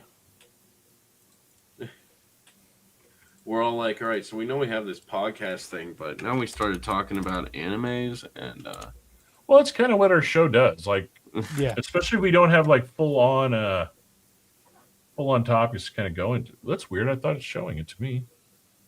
Yeah, here, I got the screen up for you. Yeah, videos aren't available. They've got the synopsis here, but that's about it. We'll have to find. And that's weird because Crunchyroll's even search says stream Yarmingund on Crunchyroll. Are you on a VPN right now, Walrus? No, I'm not.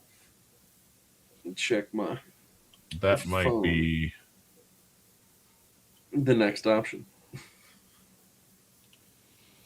It's a great segue in for our sponsor. I mean, we don't have one yet. NordVPN. No. Raid Shadow Legends. Raycon. no. I would never Raycon. I've already been offered Raid, and I was like, no. Okay, so Netflix. I literally sent them. Thank you for the offer. I respectfully decline. I only will put stuff on our show that I would play or use myself, and your program is not one of them. Who knows? I might have played it. Nah, I'm not going to be one of those people that shills for that. 90% of the people that put that up there don't play for that. Don't play that fucking thing. That's like half the people that pump Raycons never fucking wear them. Look at all the photos these people post. You don't ever see those in their ear. Are Raycons good? I've had a pair of them, and they're mediocre. I've heard they're that not bad. They're useful, but yeah. Where I've heard is their claim to battery life is not true, and their noise canceling tech is not that great. Okay. You look at the price that they're asking for them. You can actually just go on to like eBay and get a better audiophile, like approved in-ear device, slightly used or open boxed for the same price, and you're going to be happier with it. yeah, I'd gotten a pair when they kind of first came out, first kind of came to the scene, and they were like, I don't know, $50. Yeah, they've gone up since then. Mm-hmm. The Gathering So Adventure is very good entity. I watched that one. Which that one? Was solid. The Gathering Adventurer. Yes. So that's what I'm saying. If we did a show just on anime, it'd probably be like a 4-hour show, and we still wouldn't get through everything. No, because then we'd also have Shark involved, and then it would get even longer. Yeah. Yeah, because he does it with the crazy shit that we wish he had never suggested and made us watch. What are you talking about? I'm not even saying the name. He made me watch some goddamn anime that's on Crunchyroll, and literally after watching literally only 10 minutes into the first goddamn episode, so that's I like half literally an messaged episode. him. It's like, what the fuck did you make me watch? Why am I watching this? And why do I feel like I need to take a shower to watch the stain of this off of me? There are shows that you don't watch around other people. Yeah. Or suggest to them. Yeah. However, I will tell you, my nightmare show is Redo. My nightmare show. Oh no, Redo the Oh, Healer yeah. is freaking horrific. Yeah, That's like I literally question like reviews. Oh, reviewers. Yeah. Okay. All right, guys. Right. We're getting derailed Yeah. on that one. yeah. So we'll talk about Redo for a second. I came across that because I forgot what I was watching. They threw it in the list. But if you take out the bad aspects of it, it's actually a good show in the sense of the idea of somebody coming back with all their memories and fucking with everybody that fucked them over. Yes. I kind of like. I was not prepared for the rest. I was not prepared for the fact that H-Dive literally shows damn near close to the uncensored version. And I'm like, okay, yeah, I'm not watching this anymore. When I originally watched it is when High Dive had the uncensored Oh, version. God. I don't even want to know what it's blacking out on this or cutting. You can tell the one they're showing now, they black out a good portion, but they're also editing a lot out. You can see that by the timestamps. Yeah. Yeah. No, it's literally the H word. Yeah. It is the H word.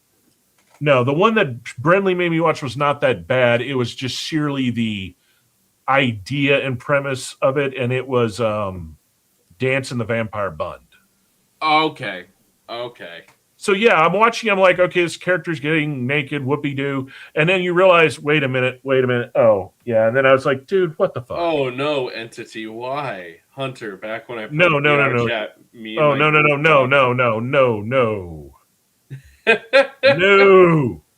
No. Ugh. What you're saying is that you were watching and some of your friends, there was a reason their character quit moving.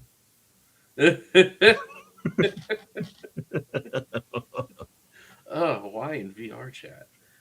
Ugh. I'm assuming this was probably back in the nice 2-year extended vacation.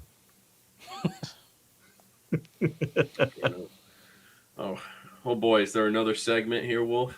Yeah, we got. Yeah. We need to transition there. So out of anime, out of live action stuff, have y'all what other stuff? Anything new you guys have seen? The new Anaconda movie from Jack Black. I watched it on the plane the other day, and honestly, I loved it. I got to get past the first 10 minutes. The first 10 minutes for me was just Jack Black being too much Jack Black, and I was like, please tell me this is not going to be the whole fucking film. We didn't know what it was. We found out the hard way. Entity, I am pretty assuming one of your friends knew. They just didn't. Yeah, whoever tell suggested you. it. The judgment stays because you watched stays. You watched the whole season. Okay, so after Jack Black being Jack Black with the whole, wedding director trying to do something that's stupid, and why would you pay him? Does it get better? Yes. Okay, I'll give it a retry. I'll watch it tomorrow. I got nothing on my plate for tomorrow.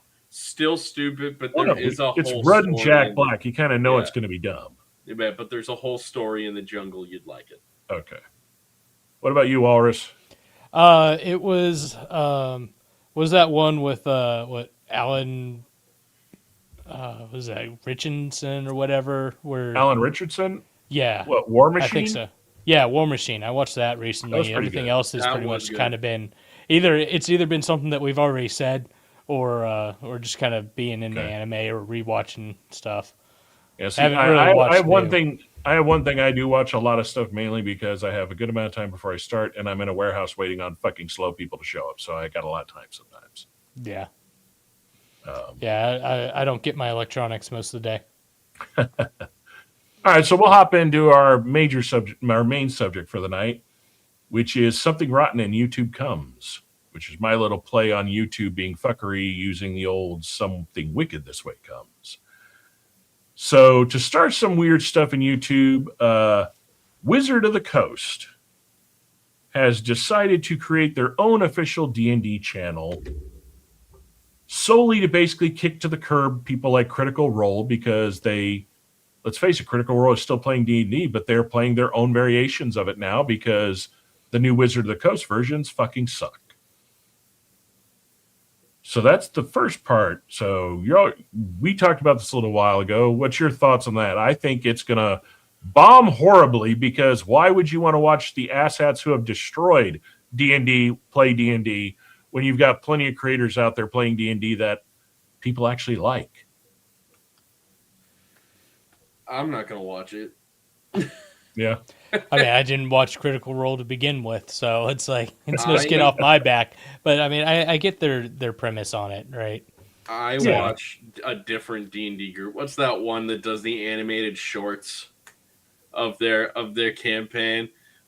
Oh, are you talking Node? The like Gorbach. Oh, I don't. I've probably come across it. Shark would be able to tell you in a second. There's a gorilla in the woods. There's a gorilla in the woods. What was that one that was on Amazon? That's Critical Role. Is it? You're talking Legend of Vox Machina? Yeah. Yeah, that's Critical Role. Yeah, so they have Legend of Vox Machina, and then they have the Mighty Nine. Okay. Yes, those were. So I've watched Vox Machina, but not the other. Yeah, Legend of Mighty Nine just had its first season finish. and the next season of Vox Machina should be coming out pretty soon. So they're kind of staging them so where one ends, the next one will kind of pick up. So there's no kind of large dead time between the two. Okay. But yeah, that's all Critical Role. That's all based off of their campaign characters. I mean, it was only inevitable that they do it. Every one of them are voice actors. So it makes sense. But what's going to happen now that they're gone? Well, they're not gone. Basically, it's just that Wizard of the Coast, they're in a sense trying to subvert them and all the other creators to push their new versions of the, their new iterations of the game. Okay, so they're all still with Critical Role, but they're also doing their own stuff. Okay. Well, no. I thought it was just a mass exodus. No. What happened is Wizards of the Coast is the people that put out. They own D&D. All of the game manuals and everything, that's Wizard of the Coast.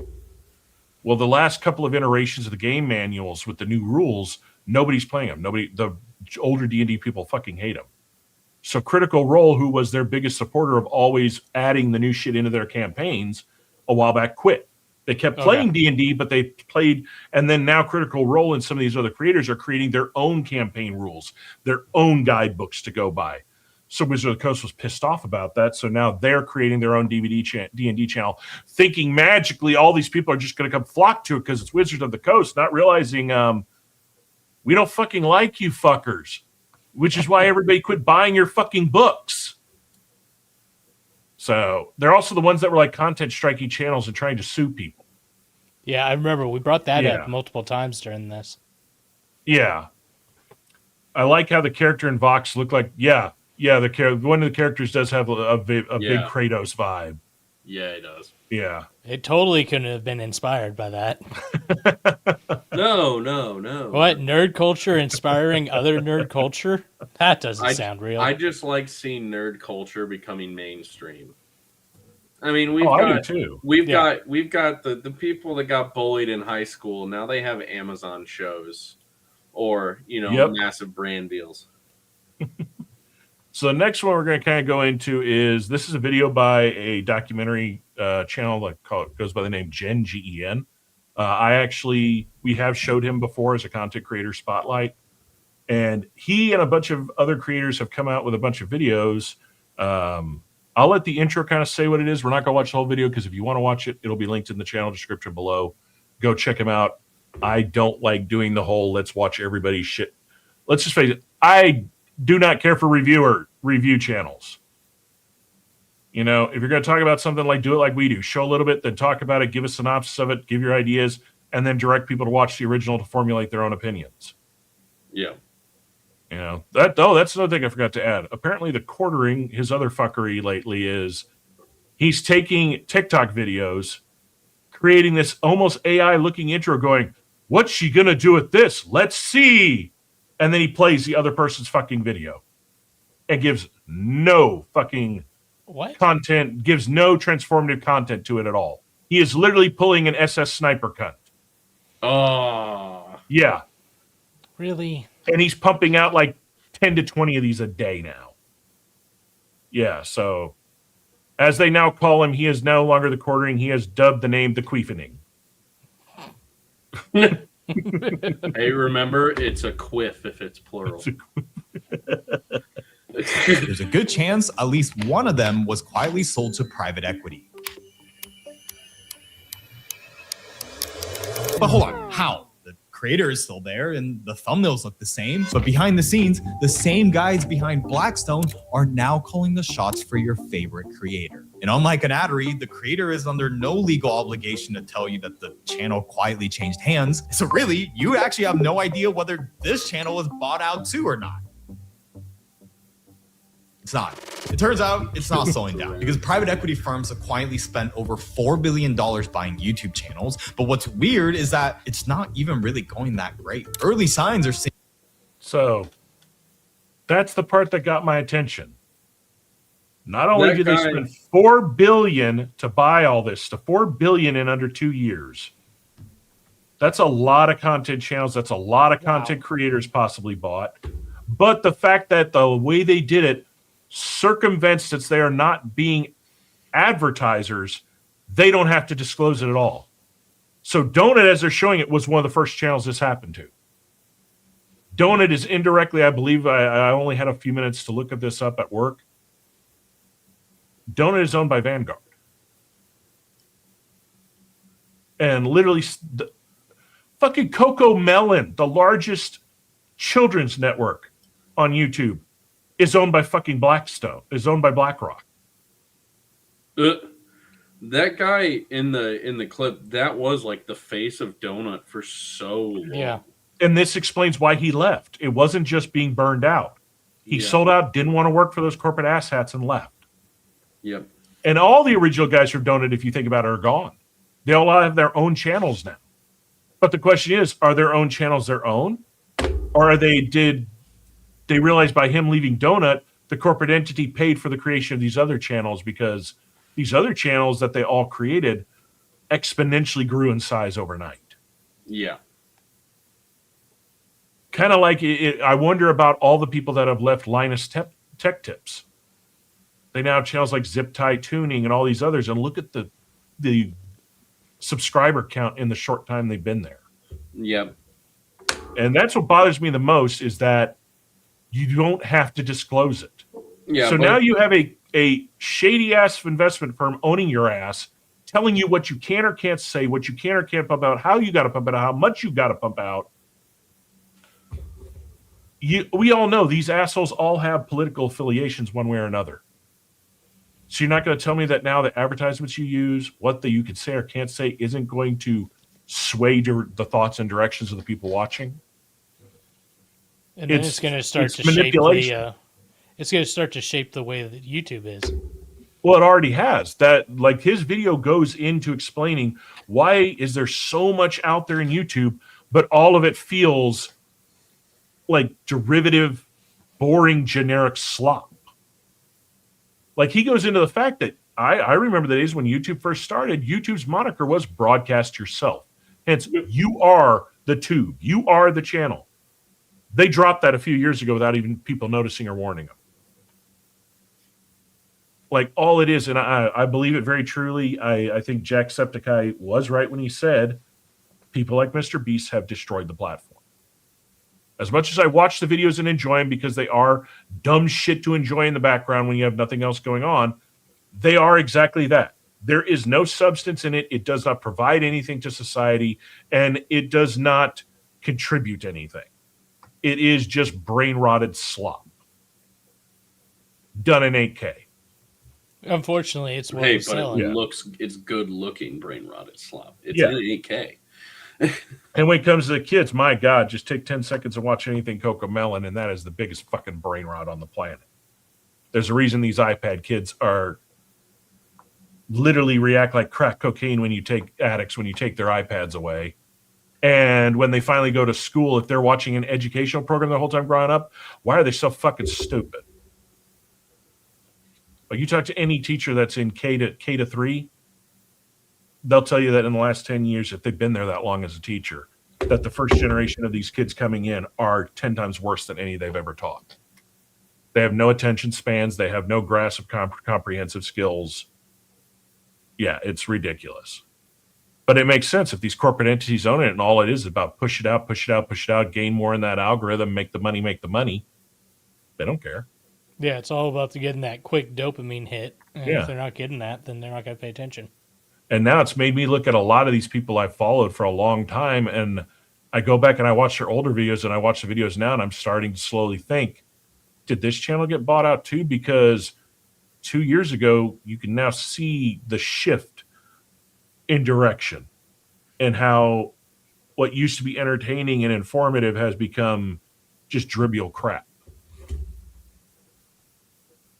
And $4 billion, that is a fuck ton of money.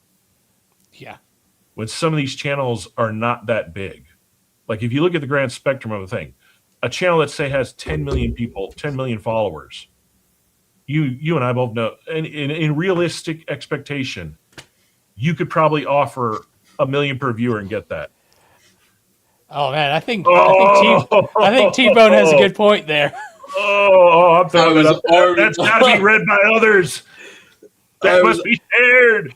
I was in the army. Thank you very much. I'm trying the mustache thing now. All right, I'm gonna go sit in the corner and cry now. It's funny. Like I read that and I looked up at you in the camera and I was just like, oh god. Because in true honesty, if it was a Bush shirt and you had the middle, it'd be navy. Come on. No, I'm working. I'm working on a.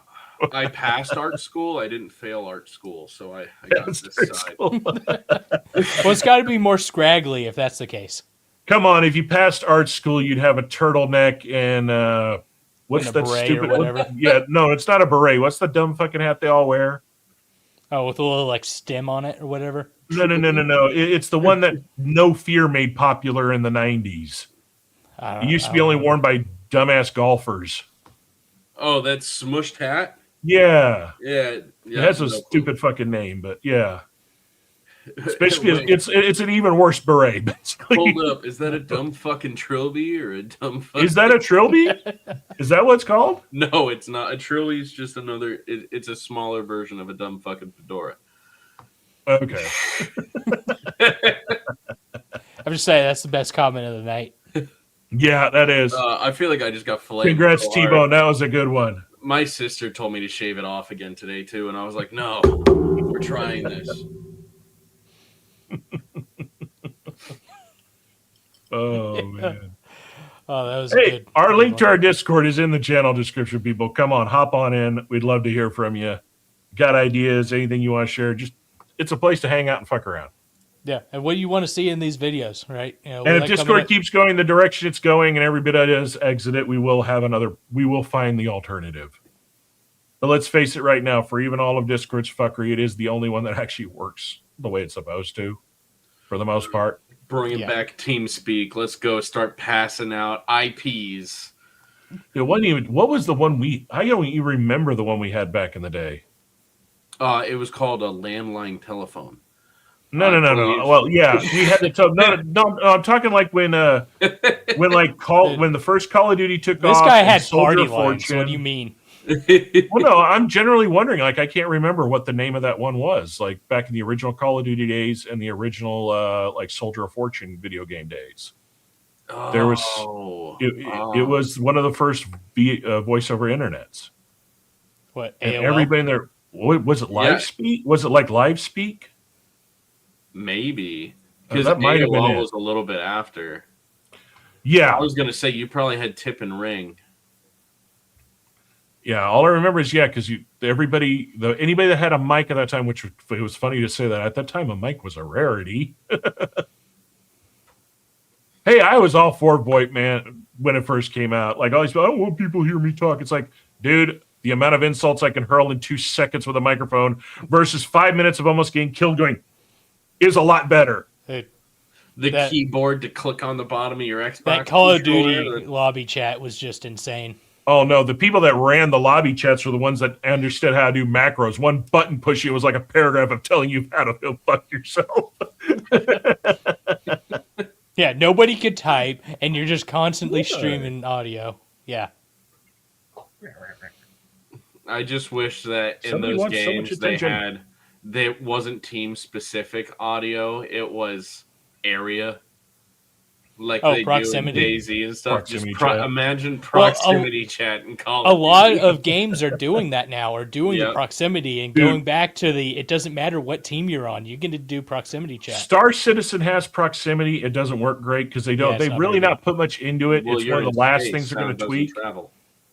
Well, when you're in a station, what I want them to have, like, when you go in as a fleet and you encounter another fleet, you can like broadband ping their communications and overtake it, because I just want to have the Hoist the Colors playing on loudspeaker as we like barrel down on them and unload all the guns just one time. Proximity in ISE is fun. What is ISE? In station something or another? I don't know. Somewhere trying to- over the rainbow. In space engagement? I don't know. Oh, probably. Yeah. No, what's funny on Star Citizen is when you get the new player that somehow turned it on and doesn't know, and you can hear their entire conversation. They're The running to go aisle. get their ship, and you're like, Shut the fuck up. The game The Isle. Oh, The Isle. What do you want?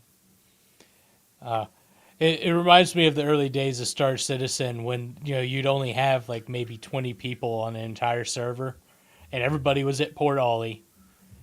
And at any given time, you'd have like maybe 4 people there. Really. Yeah. And then you just show up with like a clan of 6 or something, and then you just start bullying the new player into joining your guild, and then you go like drop them off somewhere and then never pick them back up. I still remember my first experience with Star Citizen was literally when all you could do was run around your hangar. Yeah. I remember 4 block types in Minecraft.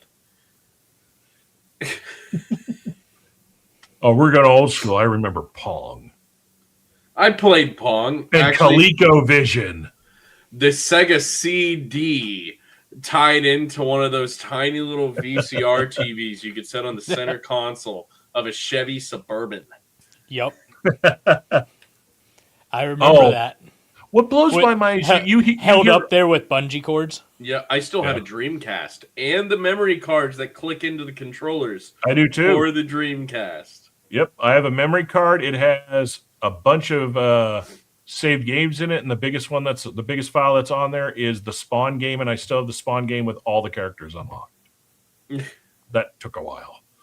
No, the one that blows my mind is you see all these lists when they make about games. Nobody talks about the TurboGrafx 16 and the Lynx. That was actually the first unit that you could play your games, pop the cartridge out, pop it in your color to go system, and take off. And it doesn't make any of the lists for some reason. And it had some pretty damn good games on it. The Snoopy and the Red Baron game, I remember that one. I still remember when computers became big in school, when it was like the first push. And it was, all right, guys, we're going to computer lab for this period. Hop on Cool Math Games. And they were all Macs. Yeah. Because the Macs, Apple gave them to the schools for free.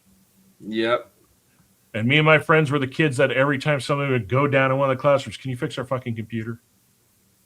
Yep. Or messing around on GarageBand or Google SketchUp like it was a game, and then using it for my job skills in engineering now. Hey, still one of the hardest games that they ever had on school computers was Oregon Cube Trail. Field. Oregon Trail, man. Ugh. I never made it. Well, no matter what, you're going to die of dysentery. Dysentery, or I got washed away in a river. It was always dysentery. Always dysentery. But yeah, so the whole YouTube thing, man, it sucks to see because, man, I don't really care for YouTube when it first started. It was a bunch of dumb fucking people like, I'm a banana and all that crap. But literally, like, YouTube 8 years ago was badass. You had a ton of fucking badass channels. And in the last 2 years, yeah, it's just the beastification and everything in total. And now knowing about this private equity shit, it makes a lot of sense of why what we're seeing is literally just going to shit. Sadly. Yeah, like the early days of YouTube was like, oh, hey, Johnny's got a school play. Let me video it and then put it out there. And they get 16 views all from his grandma. Yeah, Oregon Trail being on Xbox is a travesty. I'm sorry. You've got to pull a Commodore 64 out of the garage, blow the dust off, and hope that you got to play that shit by the streetlights. I bet computers have gone so far. Like my new work computer is a $5,000 Microsoft Surface Studio 2 running, 13th gen Intel CPU. I've got a 4050 in there, I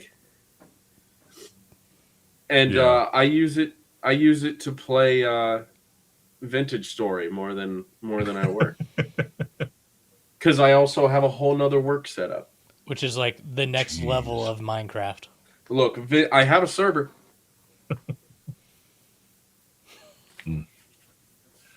So we are actually Walrus, like I said earlier, came up with the idea of doing a rating system for the trailers we watch. All right. Okay. So since we are a coffee infused show and we do go into coffee tech from time to time, I decided to do the 1 through 5 rating in a coffee theme.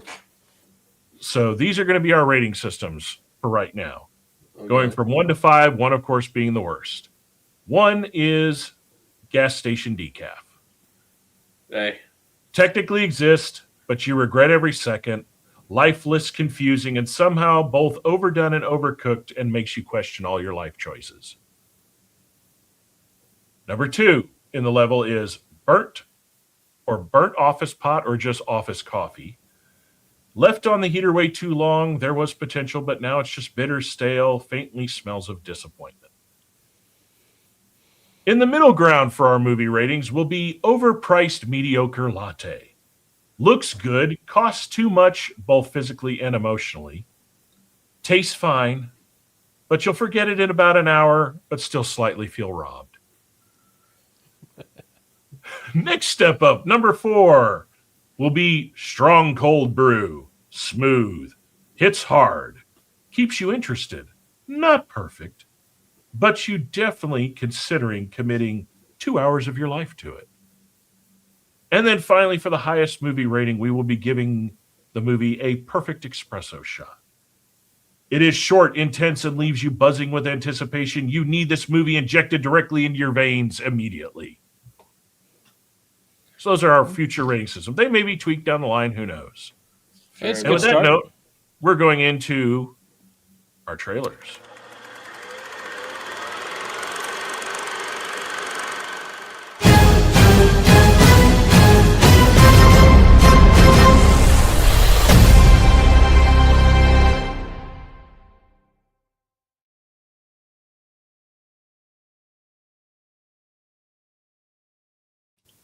All right, our first one for the evening is finally the official trailer for the Hunger Games, Sunrise of the Reaping. For those that don't know, this is the Hunger Games movie that is going to be based off of the Hunger Games that Seamus's character in the original movies won. So Woody Harrelson's character. So hopefully it's better than, Songbird and Snakes or whatever that last fucking one was. That one was so bad. With Rachel, fuck off. Hope we don't ever see you again except in a porno Zegler. That's all she's good at. She's good to look at. Other than that, she's fucking annoying. And the reason I say she'd be good in adult films is because she can't say anything stupid because her mouth will be too busy. Yes, I went there. Allegedly. Allegedly. Hamish Abernathy. I bet I know a thing or two about you. You love her and she loves you. Only love. But now, you are on your own.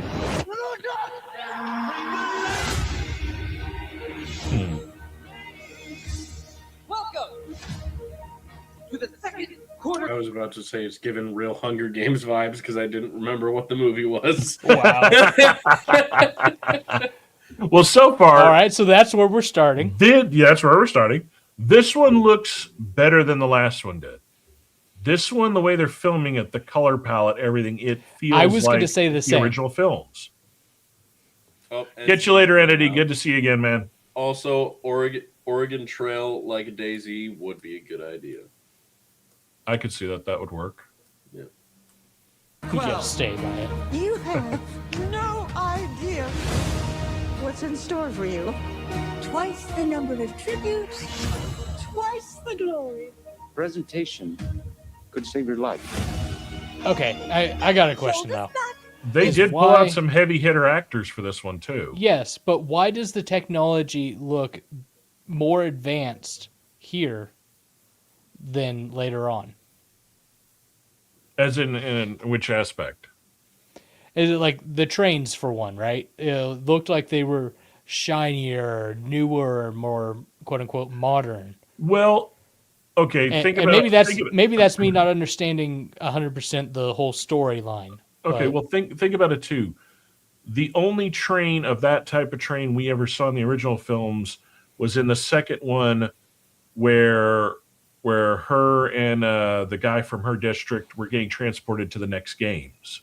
Right. So we never got to see the outside of it. So the train they just showed would be a capital train, not a transport or transit train. Okay, yeah. And the capital ones are supposed to be full luxury, decadence. It's like everything they're showing right here, you can tell is in the capital. Smile. You're brilliant if you drink it. I confess to having a moment. What do you think about the games having 100% more competitors than usual?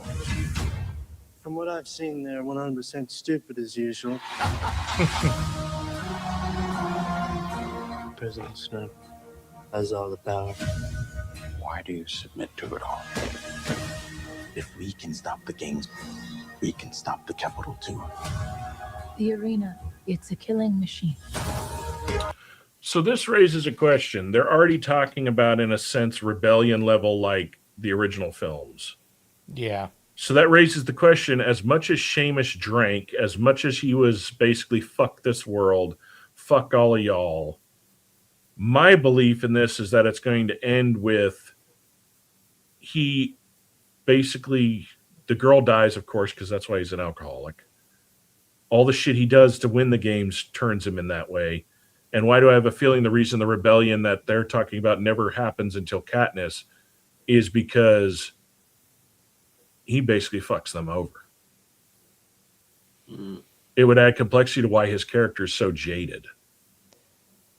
And then on top of that, I would also say that they're probably going to throw some sort of agenda in here. So he's probably going to, fall in love with some guy that's in there that he ends up having to kill. No, I doubt that, just because even in the stupid Zegler one, they didn't throw anything like that in there. Think about it.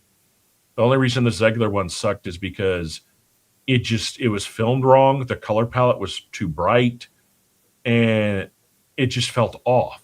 Like even the trailers for it felt off. This trailer feels like this could have been made before the Katniss movies or after them. And I think what killed the one with Zegler is, one, everybody was done with her already. She was already she hadn't become the Snow White cunt yet. She was basically just annoying. Yeah. And the whole story, the story of that one to me was just unbelievable, sped up. And for having definitely sped up. Yeah, and for having as great as an actor as Dinklage, they really didn't utilize him at all. He was just they just let him be the town drunk at that point, really. Well, yeah, he was Tyrion without the wit. Yeah. Yeah. But all machines can be broken. Go out there and make them remember you.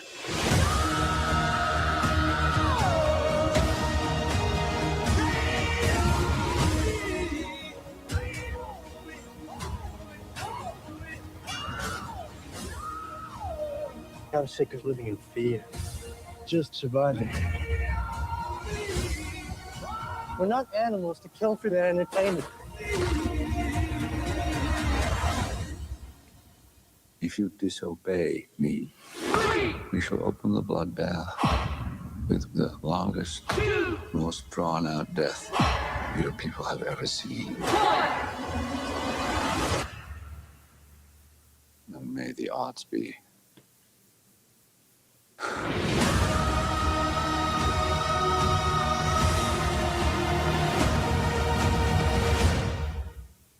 I will say the music score they used for that trailer was better than Gas Station Coffee. Yeah. I agree. I'm going to put this one, I would say it's, for me, just the feel of the trailer, the vibe, the color palette, like the directing choices of how they laid out that trailer.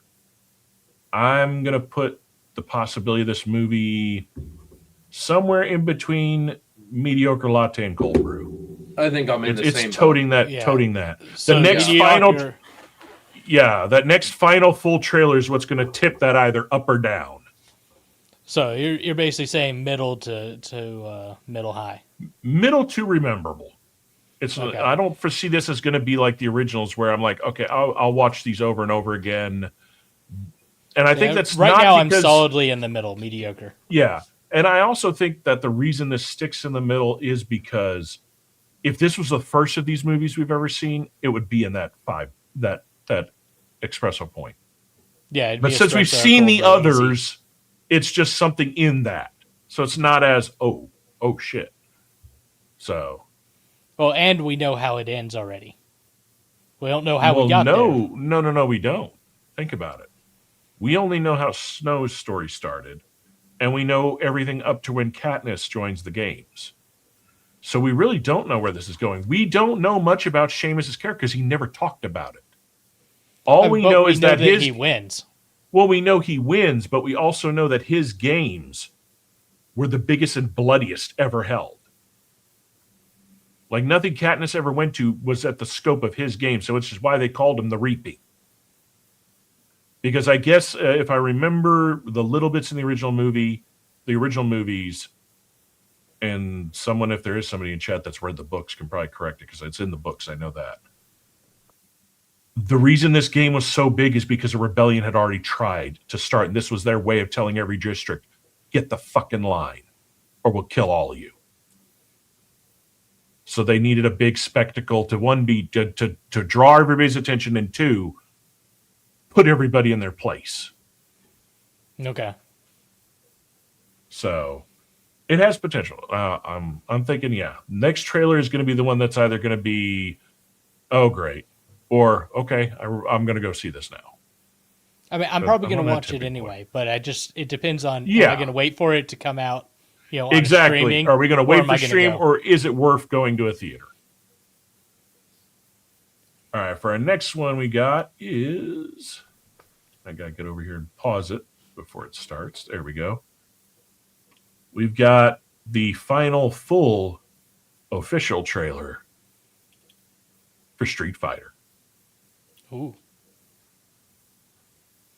All right, you ready? Let's go. Hunter, you ready? Let's do it. Okay. Oh, I've seen some stuff on this already, yes. Gathered here are the world's best fighters. I won't deny I'm a street fighter. But only one of which will be crowned the world champion of street fighting! You win! Perfect. Can I be the first to say, I don't care for Eric Andre. I don't know why they keep fucking using him for shit. I've never cared for the guy. I mean, I couldn't tell you anything he's been in. Me either. All I remember is I've seen enough of him on TV shows and guest shows where he decides to tuck his dick and go nude on everybody. I'm thinking if this was anybody else, he'd be arrested. Like, I think the guy's a sexual fucking deviant. Half of the shit I've seen him pull, I've literally asked. Like, you see the women around him are fucking disturbed, but they're all like, oh, it's him. He's just funny. The Eric Andre show on Adult Swim. Yeah. It's, I don't know. I've just never cared for the guy. Something about him bugs me. And that's before he did all the weird shit he's done. You're not a warrior anymore. You're a sideshow. What's up, MTV? I'm Ken Masters. Okay. This is your. So to explain this for everybody that has not seen the trailer before or know much about this movie, they did something that's pretty smart. The time frame in the Street Fighter world that this movie is taking place is in 93, the year the first game came out. Oh. That's why the cars look the way. That's why you've got MTV. That's why everybody's dressed the way they are. At redemption. So I thought it was kind of a cool little thing to do. Were you gonna show? The path I'm on now is not one of combat. Maybe it's Ken's turn to be champion. All right. Fair warning. I love this song. I hate this remix, and I hate that they use it this goddamn long in this fucking trailer. All right. How did you? And we need to talk a little bit because I don't want to get copy hit for the fucking Find champions. dude. That's a good point. So they showed Zagian in a group photo.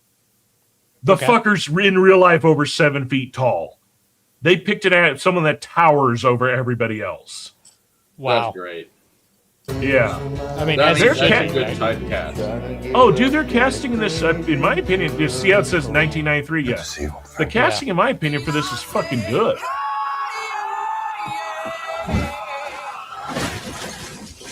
Yeah. Okay, when I first saw him do that, I laughed my fucking ass off because it just reminded me of a tournament my dad was in, and a guy tried to do that. My dad did the same thing. He just stood there waiting for the guy to get in the air and just went whoop and watched him fall flat on his ass. That's funny. That's why I always loved all the 80s movies where they do the brutally, you know, they do the flying kicks. Like, all you got, my dad used to say, all you have to do is either just wait, move out of the way, or the minute they get going, step to the side, grab their leg, and just toss them into a wall. Reckless.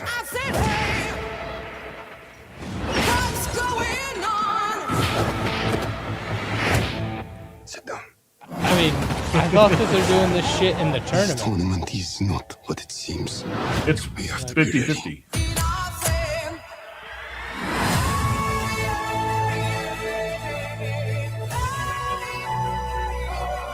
Okay. Another thing, can I just say the fucking color palette for this is fucking perfect. Yeah. It is. And I the mean, way it they're does- doing it, they're going, they're right on that line of uncanny, but goofy. And this is where the, like, I heard, how did they describe it the other day when I was watching that other show?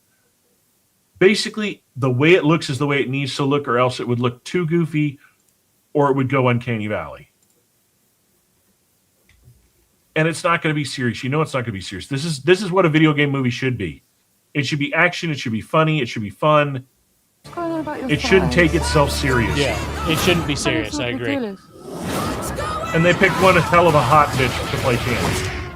That is Candy. Yeah.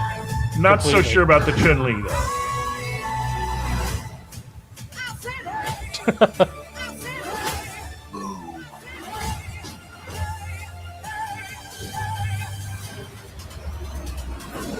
Oh yeah, I was seeing where that one dude played 50 Mr. Cent. Was that 50 Cent? Yeah, 50 Cent plays what is it? Is it Balrog? I think so. Yeah, Balrog. Yeah. That's so great. And then of Well- course Jason Momoa is Blanca. Oh, and the guy in the bellhop outfit is the best thing I can describe. That maroon outfit is the same actor that does Mr. 3, if I was reading correctly. Yeah, earlier today. no, yeah, that's David Bechamel. Okay. Yeah, or he has a weird name. Yeah, he did Mr. 3. He also played Polka Dot Man in the Suicide Squad. Yep. And if you want to see an amazing movie with him, what's the name of the movie? He did a horror movie called something like Interview with the Devil or something. I'll throw it in the channel tonight when I get it off my list. Okay. It was probably one of the best, insanely good-looking, low-budget mockumentary horror movies I've ever seen. Like, it was just goddamn good.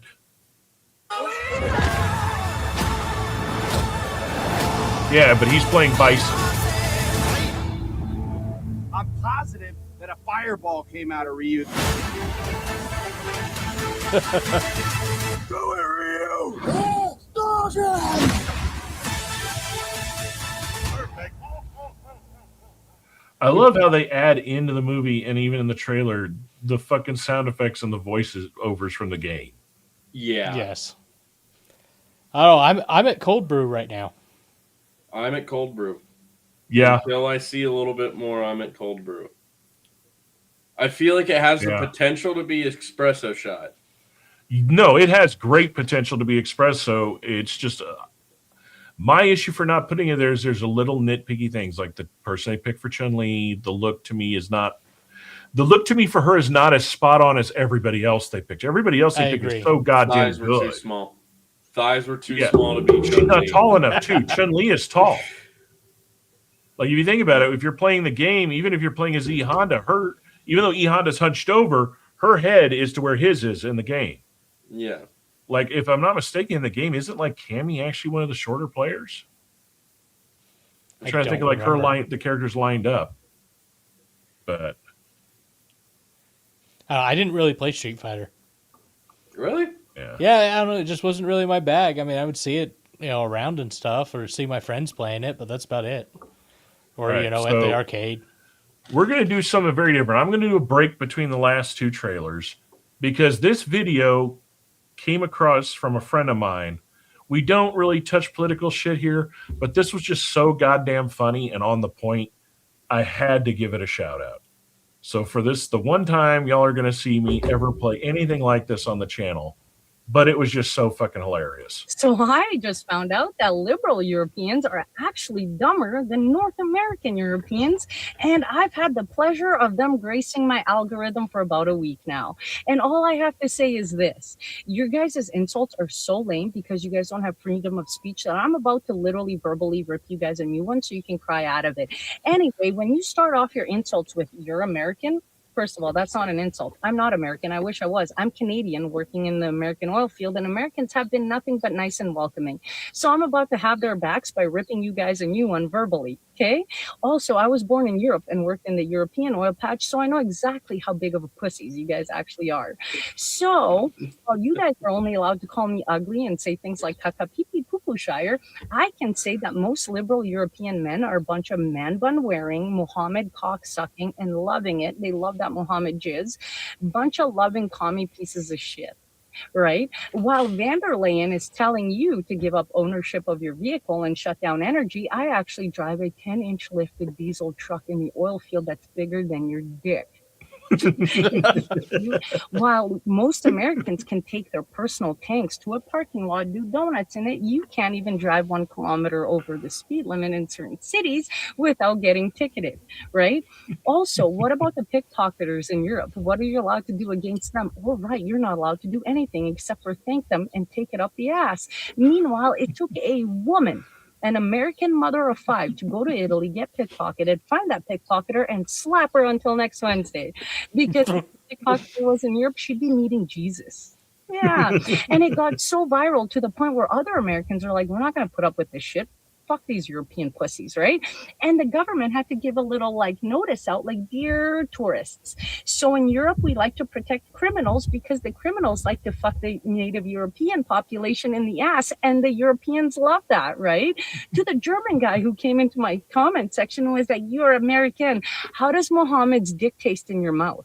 Because I have to suck it dry and thank him afterwards while paying for his 20 wives and retarded children to live in your country for free. While your energy and all of your resources are getting siphoned out of Europe. So the next time you guys come into my comment section and think you can insult me, I worked with Norwegians in the oil field, and it was like a week-long freaking safety meeting of a bunch of pussies being like, "I got a paper cut, that's not safe." Meanwhile, we cowboy the fuck up here and get something done in 3 to 4 days, which takes you guys 3 to 4 weeks. Yeah. So how about you guys travel a little bit more outside of Europe in order to realize just what a bunch of domesticated, absolutely propagandized pussies you have become.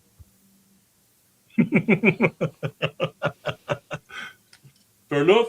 Yeah. Fair enough. Yeah. Yeah, I saw it out. Yeah, I saw it. I was just like, I gotta play it. I cannot not play it. It's like I have so many friends that live over there, and I'm hearing so much shit.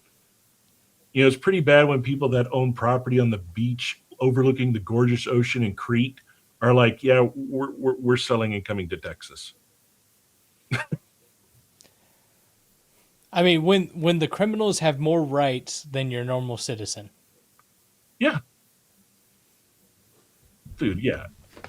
So I will have that linked in the channel description below. Give and go, show that person some love. Their original post is linked in that one. So if you have TikTok, you can go follow them. I don't. I refuse to have that piece of shit program. Just like I will never have Twitter or X, whatever you want to call it, just because it's not a spyware. Yeah. Oh, I look at it this way. I had somebody ask me the other day, they're like, "Why don't you have Twitter or X, whatever the fuck you want to call it?" And I literally told them, I go, "Because I have it. I've never posted on it. I used it to try to win computer shit because they wanted you got extra goats to extra tickets in the giveaways if you follow them. I go, other than that, I've never wanted it. And solely because when it first came out and a friend of mine showed it to me and it was literally people on there going, I went to work today. I drove to work. I got coffee. I took a big poop. I'm like, I don't fucking care. I mean, that's how like MySpace and Facebook was at the beginning. Well, actually, no. MySpace, for the most part, was everybody's introduction to HTML programming, how to create your own website. Yeah, you're right. My bad. I misspoke on the MySpace. And it definitely was for Facebook. No, Facebook was, what is your college friend doing, and are you as cool as them? And that's exactly why Zuckfuck created it. He wanted to know what all the people he wasn't cool enough to hang around were doing, and wanted to leer on all the women that didn't give him the time of fucking day. Hey, the only reason I have a Facebook, the reason I got one is because my dad made one. And in order for me to get a RuneScape account, my dad told me I had to make a Facebook so that we could convince my mom to get one. I had a Facebook because everybody that I got Facebook originally because MySpace was dying, and that was the one place that a lot of my friends that lived overseas, it was the cheapest way for us to communicate. Fair. Because calling at that time was too fucking expensive. And, you know, you didn't have voice over internet. And you didn't have all the shit you have now where you could just talk to people, you know, over Discord and you're done. You still had minutes on your phone. Yeah, exactly. He had a box phone, all right? Yeah, Don't and let him lie to Facebook. you. Yeah, well, What's that? He had a box phone. Don't let him lie to you. Yeah. Yeah. The other thing, too, is it also came down to... fit in a shoebox. Facebook allowed you to share things, which MySpace really didn't. MySpace, you went to somebody's page and that was it. Facebook, you could share photos. So like my friends that were overseas were like, hey, look at this. This is amazing. You wouldn't believe this, you know, shit like that. Kind of like where Instagram, when it first started, was people sharing their love for photography and images and stuff like that. Now what all of this stuff has become, I keep it around solely so I can still talk to those people from time to time. But other than that, you can look at my Instagram, you can look at my Facebook, you can look at any of those. I think the last time anything posted on any of those was when I shared a photo of a lightsaber and it auto-shared to the other ones because they're now all linked. Other than that, I don't say shit on it. I don't share shit on it. I hardly ever put anything on it because I just don't like any of them anymore. They're all crap. And Twitter got better, you know, when you know who bought it back because everybody was allowed to talk again, but still it's the same thing. I always viewed it as voyeurism. Yeah, I still to this day don't understand the appeal of Twitter. Like I can understand the MySpace thing. I can understand Facebook or I mean even Instagram. I can understand it, but not. Twitter is literally, in my opinion, it is instant communication Reddit. That's all it is. That sounds horrible. Rather than being, you know, just a forum where you can share it with everybody and you can instantly talk shit and share the talking shit and collaborate with other people to talk shit. And it's filled with a bunch of people that think they're the smartest person in the room, not realizing that they're a room full of fucking retards. Doesn't matter how smart you're in a room, you're still a tard.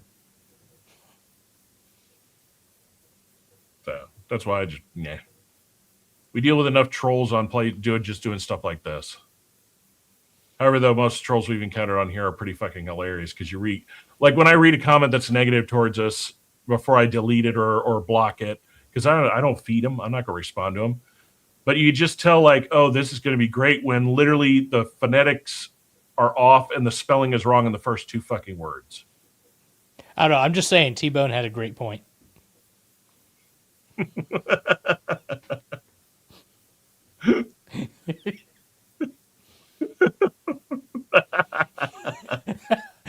Hunter's never coming back on All right, again. here we go, It's ladies like, and fuck gentlemen. these guys. Spaceballs 2. Corner. Let's go. Nearly 40 years ago, a promise was made. God willing, we'll all meet again in Spaceballs 2. To Yogurt. search for more money. Nice. Money. Hold it. Wait a minute. It's me, Mel Brooks. I have a major announcement. Spaceballs 2, The Search for More Money, is not going to be the title of this movie. Why not? Because after all these years, I found the money. There it is, the money. It was in my basement. But everywhere I go, people say, Mel, where's the new Spaceballs? When are you going to make the new Spaceballs? When are you going to make the new one? Well, we did it. And the title is Spaceballs, the new one. It's just like the old one, but it's newer. That's why it's called the new one. There you have it. I'll see you at the movies, and may the Schwartz be with you. April 23rd next year. Okay. So what I love about this is, did you catch the jab at Hollywood right there? Easily. Yeah. The new one, just like the old one, but the new one. I have a feeling this movie is going to be ripping a lot of the prequels, sequels, and reboots a new asshole. Espresso. Yep. I love Spaceballs. Espresso. Yep. I will say it. I have never seen anything from Mel Brooks I did not like. There's only one thing he made that I don't watch again just because I liked it, but it was not as good as the first, which was History of the World Book 2. And that's because I think he waited too goddamn long to make it. And at the time he made it, they were censoring. It was, a certain other affiliation in politics was running the show, and he couldn't. If they would have never allowed it to air if he had done half the shit he wanted to. Now we're back to the days where comedy's comedy and you can attack anybody. Just like, that was the news I forgot to talk about earlier. So apparently the Wayans brothers announced that if Scary Movie does good, the next movie in the works is White Chicks 2. Oh. Seriously? Yep. Yes. It all hinges on, because I think they're testing the waters. If they can get away and make money with Scary Movie being as raunchy and as fuck everybody as it used to be, then they know they can do everything they want to do in White Girls 2 and not have to dumb it down and dull it. So you mean that they're going to bring in Drewski to play one? Sorry, that one was getting a little political there. Yeah. But it was a funny joke. That's all I'll say on it. And our last one for the evening.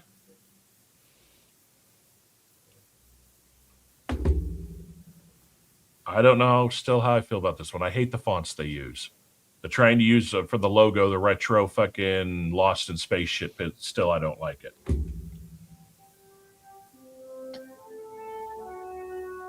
We've all heard stories. Oh, another one? Of the Mandalorian bounty hunter and a child. I only hunt Imperial war criminals. I'll take out every bad guy in your deck of cards.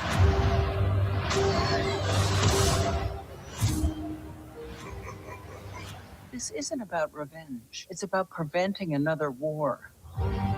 First of all, I just don't know why they picked her. I used to love Sigourney Weaver, but she's getting way too old to play some of these roles. It's not believable. Like this scene right here when I saw this coming up. Check your armor first. We're protecting everything the rebellion fought for. That. Somebody that old is not going to be flying a fucking X-Wing. No, not at all. Yeah. Not even remotely. I mean, maybe Leia, but we're past that. Good luck. And you can see they're trying to tug on. They got the Boba, the Fricks. They're trying to tug on the fucking heartstrings. Now, bear in mind, they've already made this was made for kids, more towards to get younger people. But at the same time, it's just kind of like you could see all these characters from fucking Clone Wars they're trying to bring in. Well, the fan base for Star Wars is much older nowadays. So, but that's what they don't get. They don't get that they can make it enjoyable for kids, but make it mainly for people in that middle age group, because then the older people will like it, and they're the ones that are going to bring their kids to watch it. That middle age group is Clone Wars now. Yeah. Strap in. Bad baby. So I'm very happy they bring in the Clone Wars characters. Hang on. Well, like you already know, the main bad guy that they just showed is the guy that has the dog from Clone Wars. Him. I'll be right behind you. Well, he's going to be one of the main antagonists, but of course, the main bad, I think, are the Hunts. Yes. You will suffer. Then it will be his turn. Monster. I will say so far, the effects do look good. I will hand them that. They are upping their game versus the way the show was. Being a movie, they did probably up the effects budget. Well, they've already shown that he's no longer a Mandalorian. Yeah, well, he is technically a clan of his own now. Him and the kid. Yes, but I'm still pissed off the fact that they basically did the cuckening, and he hands over the fucking sword to Bo-Katan. Yes, honestly, I mean the whole line of Bo-Katan, it's the entire lineage is just wrong. They should not have done. Well, they should have not. How to put it? The first couple of times they showed Bo-Katan in the actual Mandalorian show, I didn't mind it because the way they were going then, it was okay. But then when they twisted it and they showed the whole fucking him giving her the dark blade and all of that, and that to me I didn't care for. I don't know, I just hate that the entirety of Clan Kreese are fucking pacifists. Which is Mandalorians. Bullshit, because even in the cartoon they weren't. Yeah. They show him, sinking to the bottom, and that the fucking Mandalore is still alive, and it basically, in a sense, blesses him by not killing them. But then that goes nowhere. It's like, in all honesty, they fucked up. He should have redeemed himself. Someone else should have seen the fucking Mandalore, and he should be the one ruling Mandalore. That's the direction they should have gone to. But no, fucking Kathleen Kennedy. We can't have a ruler that doesn't have a vagina. Yeah. If you think about it, everything she did in all of her running Star Wars was cuck every man character or kill them, and promote every female character as the savior of the fucking universe, all the way down to the Acolyte. Lesbian space witches raising twins of the chosen style of their own. We don't bring up the Acolyte. The Acolyte was dog water. The Acolyte was gas station decaf. Yeah, easy. Dude, the Acolyte wasn't even gas station decaf. Yeah, the Acolyte was the still piss drink that that comes out of you after gas station decaf. The old protect the young. And then the young.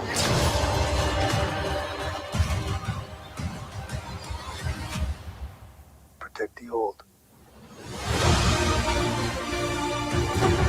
It's time. Here's a question. How do you get the Razor Crest back considering it blew up? Guess he made another one. I don't know Star Wars lore. This is you guys. I don't know. I kind of like the other ship better. The other ship Oh, was yeah. better. The N1? Oh, hell yeah. So much better. Yeah, considering I have one in Star Citizen. It's called the Wolf. Are you scared? You should be. Good job, baby. This is the way. I hate that lettering. That lettering is not Star Wars. That lettering is Lost in Space. I also hate how much of a bitch the Mandalorians become. For me, oof. I'm not a big Star Wars guy. And even for me, like, I'm at, like, where's Keurig? Where's Keurig on the scale? I'm at between Burnt Office and Overpriced Latte. Yeah. I am solidly at Burnt Office. And I am like a huge Star Wars fan. And I think I'm going to have to sit at Burnt My Office. my thing is, Star Wars. The look of the movie to me looks good. The effects look great. It looks like it has more action battles in it. It looks like there's actually an underlying story that could be kind of entertaining. But I can't get over how dirty they did the Mando character in the third season. I'm sick of fucking Pedro Pascal. And I'm tired of the Baby Yoda phase is done. Give me teenage Grogu that can actually fight. I mean, at this point. I agree on that aspect, except for the fact that teenage Grogu would be like, so far down the line that everybody they ever encountered would be dead. Yeah, it just sucks. And it's like, I think it's hilarious that it's like that the lore of like Yoda's species is the fact that they were more prone to actually go dark. Yes. Yeah, and that the Force actively would seek their species out to basically quell them. So, I don't know. It's going to make money, but I don't think it's going to make the money they're expecting. Already the box office trajectory estimations on it are bad. So, that's like the box office trajectory for Doomsday looks bad solely because they didn't get their IMAX release. They're giving it to Dune. Yeah. Wow. Yeah. So I don't know. So IMAX couldn't do both? They didn't want to. Oh. I don't think Doomsday was even filmed in IMAX format. In fact, at CinemaCon, they did their whole reveal trailer or showed some people like a 10-minute segment or some shit. And then they did this big announcement that we're using it's like infravision, or they came up with some name for something vision. And when the guys on FNG the other night finally took a look at it, what it is it's basically just them giving the recommendation of the best theaters to see it in. That's it. Next thing you're going to tell me is they're not even going to master it in Dolby Atmos. No, it doesn't have Dolby. That's already been confirmed. God, it's so fucking dumb. Yeah. Well, not just to mention, it's already been leaked that all of the X-Men characters, like the original X-Men, like Alan Cumming and all of them, Nightcrawler, the ones we knew from the original X-Men films. Yeah. And apparently the Sam Raimi verse, so Maguire's Spider-Man, all die and their world gets destroyed in the beginning. Yeah. And apparently, I've seen a video. I don't know if it's part of it, but if it is, it's kind of cool. It'd be a great way to do it.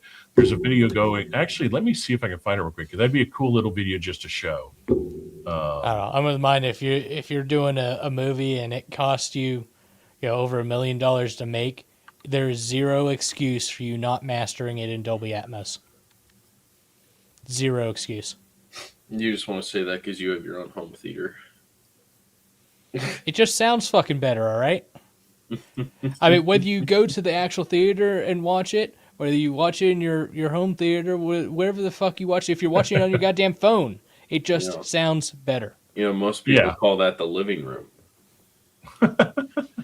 So a fan made this, and I think this is the best way, since we're never going to get Kang because, the guy playing him got pretty much exiled from Hollywood for his bad behavior.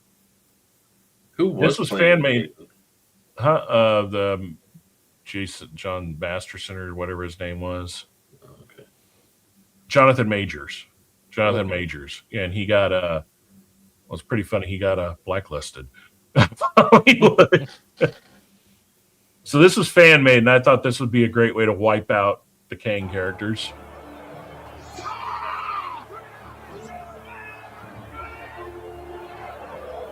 Because remember, they teased the Council of Kangs.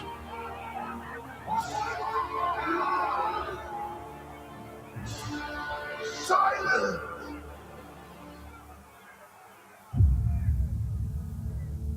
The exiled one has fallen.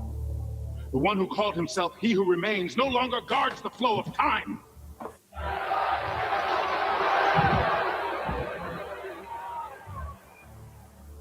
Our shadows recede. And now, the multiverse shall behold its true sovereign.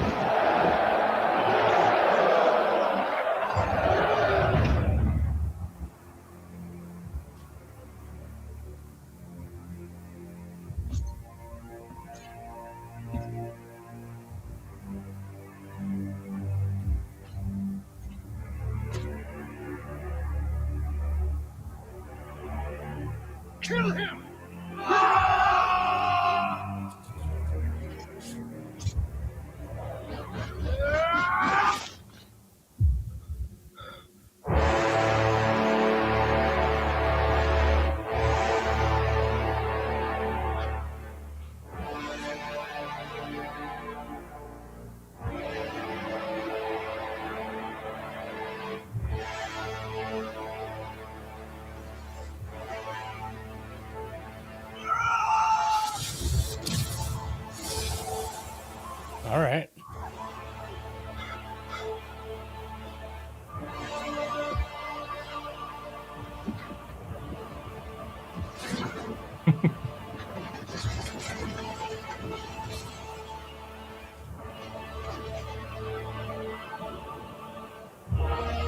does good at kind of showing just how crazy he Huh? is.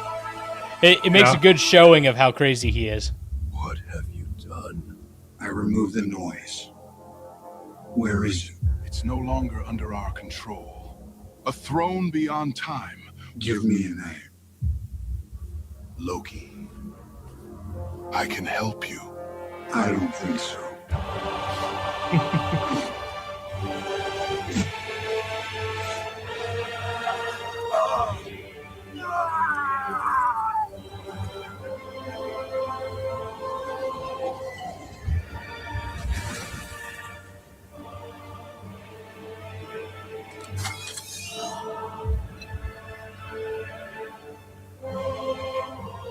We'll meet soon, Loki.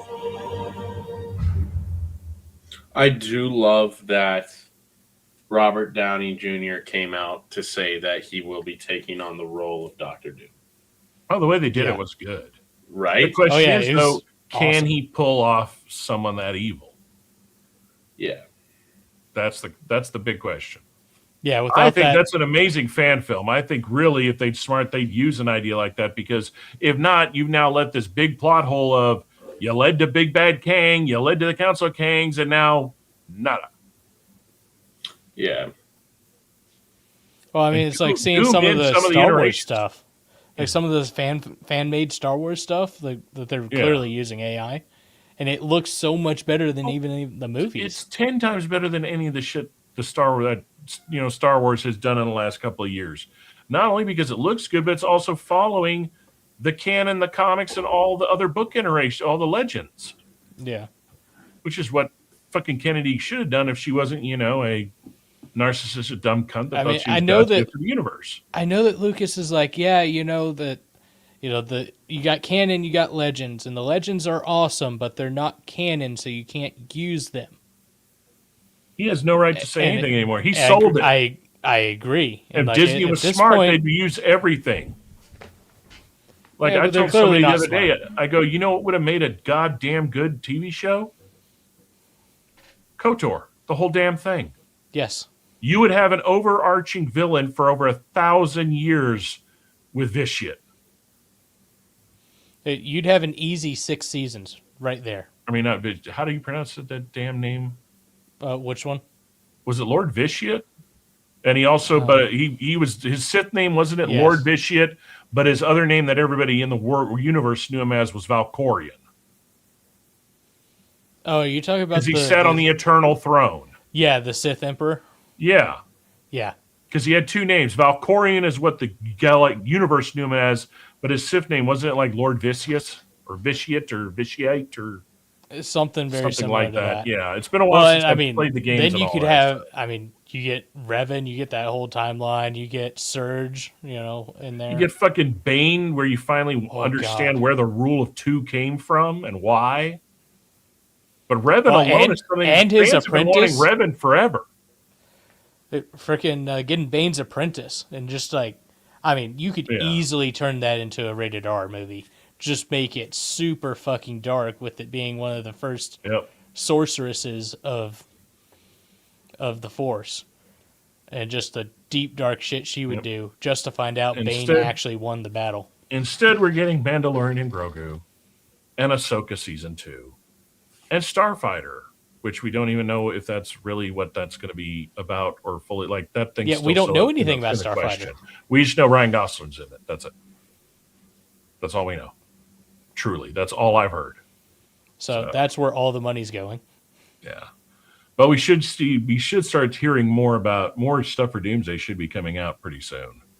Yes. So I mean, they showed the trailer. They showed something at Cinecon, but I don't think there's an embargo or the copies for people to show and react to have been handed out yet.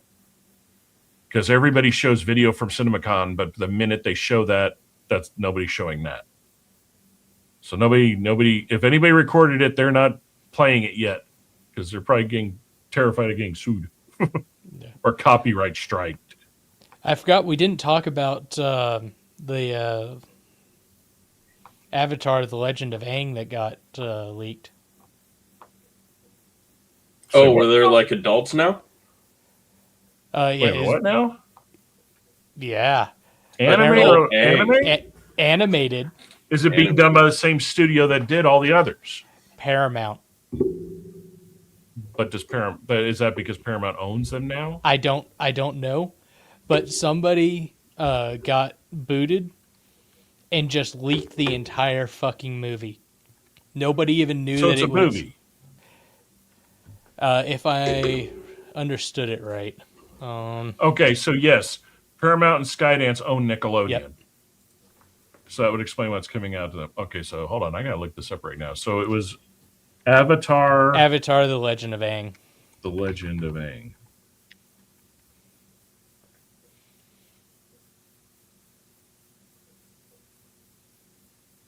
The Avatar Aang movie leak just got even wilder. So, okay, so yeah, there's a couple of people talking about it. I already saw it pop up on my favorite doom scrolling platform, TikTok. Wow, so basically you're saying somebody actually dumped the whole thing? The whole thing. How the fuck? Oh, they got hacked. They're saying it was a hack. From the inside. Nickelodeon has reportedly been hacked, and the hacker released the entire fucking movie. Wow. That's kind of a questionary one. Do I want to hunt it down and watch it? Or do I actually just kind of want to, if it's good, I don't kind of want to take money away from the animators that did it. Yeah. Because all of them were good. I loved Avatar and I loved The Legend of Korra. I mean, I enjoyed all of them. Oh, same. I mean, wow. I mean, that was like one of my favorite shows to watch, like on repeat in college, right? I had them all. Yeah. Through various means, but you know, they were just handed. They were just handed to me, and I would just watch the shit out of them. I mean, obviously, I watched them as they came out, but like after the fact, it was like, hey, I'm just watching. Like it'd be my favorite like lunchtime show, right? Yeah. Oh no, that's something to look out for, man. I'm shocked that I'm kind of shocked. None of my feeds even showed any of that. But then again, you know. Yeah, I didn't remember it until now. What they showed lately. Yeah. Oh, badass. Thanks for remembering that. Yeah, we'll have to dive into it. We'll have to dive into it next episode. Maybe next week if we're doing weekly. Who knows? Yeah, we may do next week just because Shark missed this one and he'll be back. Yeah, and hopefully there's going to be plenty of stuff. 8-Ball back on here. I love how he was ready to go for the day we weren't doing. I don't know. We just need to kidnap him for the shows. No kidding. Well, at least one of your places, the internet signal would be better. I'm sorry. I said his internet signal would be better. True. I gotta prepare for these. I'm bad at sitting still for so long. I gotta put more snacks around my desk. That's why I went through 2 monsters and. Well, that's why we do this with the Avatar, so you can sit there and munch and eat, and people don't know what the fuck you're doing, and then they can still tell that you're the one talking. Yeah, we're professional, Avatar, unprofessional. Look at. Ooh. Yeah, you got to get us. You got to send me one so I can get it. Well, you got to find one because y'all actually do that on your end. We don't. I don't actually. I've never had it. My avatar is the sheep from ASDF movie because my username's Beep on the sheep. Yeah, we'll use that. I mean, it's better than. I mean, the rest of us are some sort of animal avatar. No, I gotta find a panda if we're gonna go with our nicknames. I gotta get a ghetto panda. Tell Shark what you want it to look like or have, and that man is the master at having image generated AI actually listen to what the fuck he wants. I'll tell him to just get me a panda and an Agilite K19 Gen 2. Well, what are you guys up to for next week or 2 weeks? Oh, let's see. What you got going on, Hunter? Next week, I've got my bees coming in. So I have 3 pounds of Italian honeybees on the way, and I'll get them in my flow hive. And past that, I got a work trip. I'm flying to Phoenix on Monday, going from Phoenix to LA on Wednesday, going from LA back to San Antonio Thursday. I'm home Friday all day. Saturday, I fly to Detroit. 5 o'clock in the morning. Jesus. Monday, I fly to Albany. Thursday, I fly back home. But I am bringing, when I fly to Detroit on Saturday, I am bringing Avery with me to go meet my parents for the first time. So. All right. That's going to be interesting. It's a lot of mileage. Yep. But yeah, no, I just built another little in-house greenhouse. I think I'm going to get into like hydroponics in-house, do a 35 plant wall mount and put it up next to the bar. I don't know what it is, man. It's been really sasatisfying. You got 3 people in your group, me, Walrus, and Shark, that can pretty much print up anything you need. Yeah, Brenlee, Shark's making my 3D prints for my yeah, he's supposed to be sending me a file for one of them.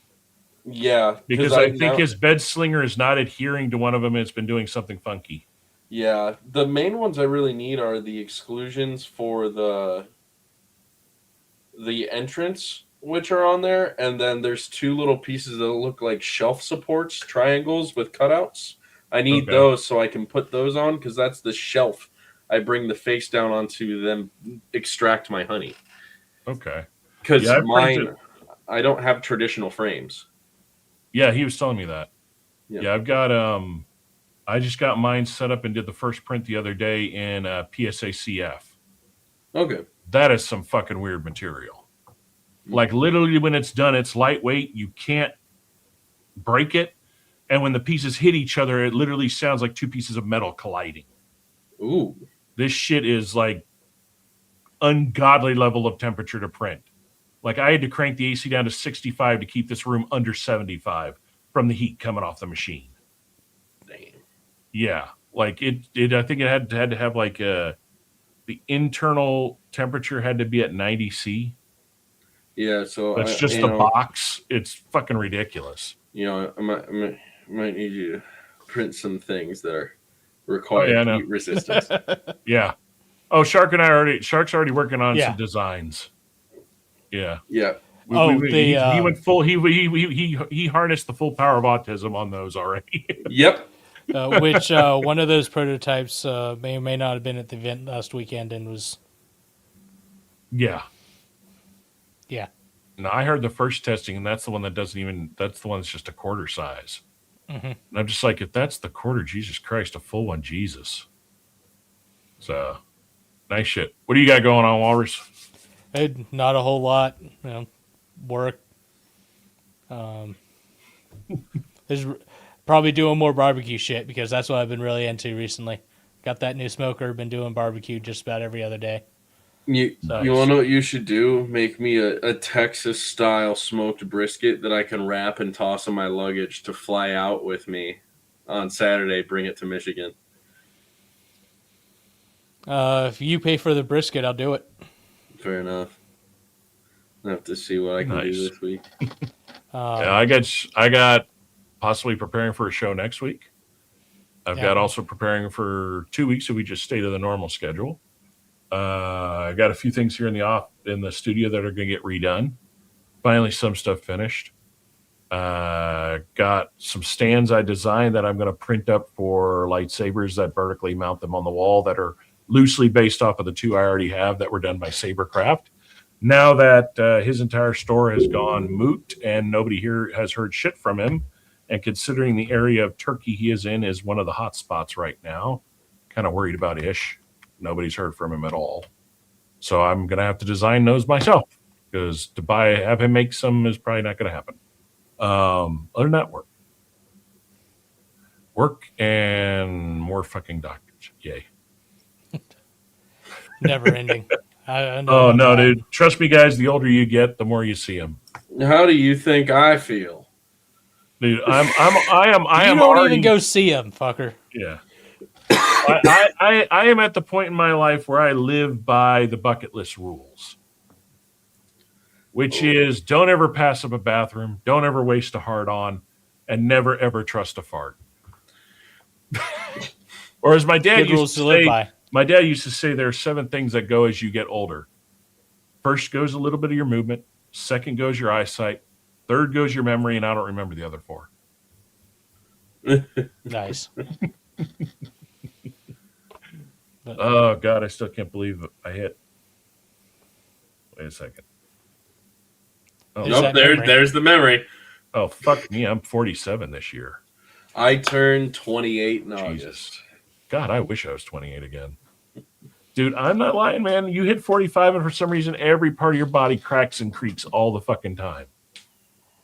And then if you had a wreck like I did, it's even worse. I was going to say, if you try staying on the bike, Hey,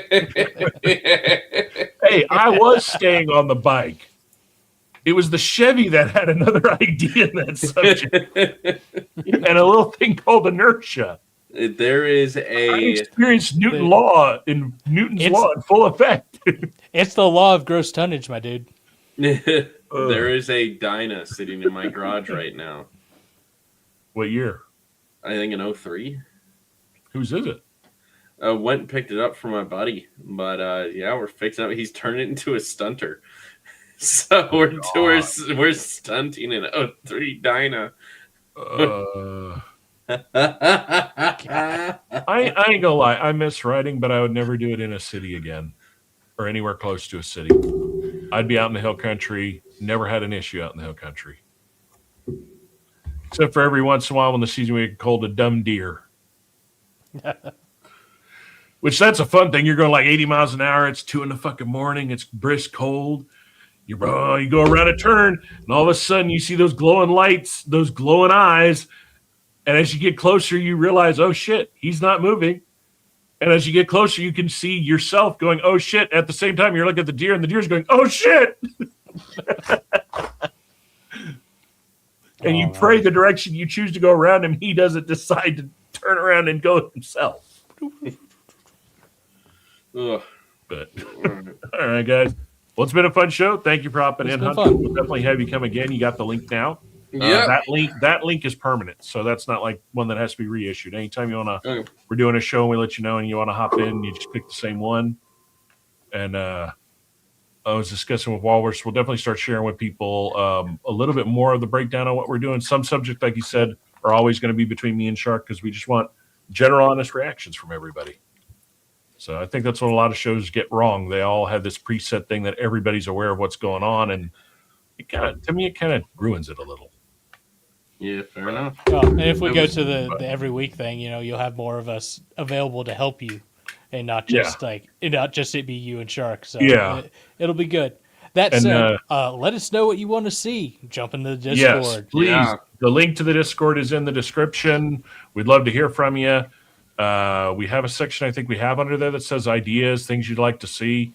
Do a like, comment, subscribe, follow, whatever platform you're on. Like I said, we're on Rumble, YouTube, and Kick now. We will never be on Twitch. Fuck Dan Clancy. Hey, I will gladly start doing a snippet for you where I show progress photos of my gardens and my bees. Dude, mine as well, man. I'd love to. And how did all 2 viewers in Rumble? I'm watching on YouTube on my PC, and my girlfriend's watching in the living room. Well, it's interesting. You could see the people. I could see the YouTube count. We had 2 people consecutively on Kick, and as you saw in the chat for a while there, we shot up for a while on mobile. The mobiles, they stay on for like the first 20 minutes, but then I don't really see much of the mobile. They kind of come and go. Mobile. Yeah, don't really I saw us plus up to like 8 concurrent on. It was at 33 at one. It was at 33 at one point. All. I think StreamYard is showing numbers from Kick and YouTube together, but it doesn't read Rumble. Rumble basically just sends it to it. That's all it does. Yeah, on Rumble I saw 8 at one point. That's a shocker. If they're real, cool. If they're not, if it's people joining in views like that, I think it is real because when I go to Rumble, it'll tell me live viewers and then it'll tell me unorganic viewers, which basically means people that just found us by accident that the algorithm didn't search for what we were talking about. Right. But the bots don't view; they just comment. They try to. We can help you grow your channel. Reach us on Telegram. It's like, last time I heard, the only thing Telegram was good for was Chechnyan hookers. U.S.-based ones, too. You gotta be. We don't know about these things. Well, anyway, ladies and gentlemen, thank you for watching. We will be on. We stream 7:30 every Saturday, every 2 weeks. We may go to weekly. Just follow our one of our channels, and I always try to post to keep people updated if we change or if we decide to do something special. But again, thank you for joining us. Be good out there. Stay safe, and remember, stay always heavily caffeinated and heavily opinionated. We'll catch you next time.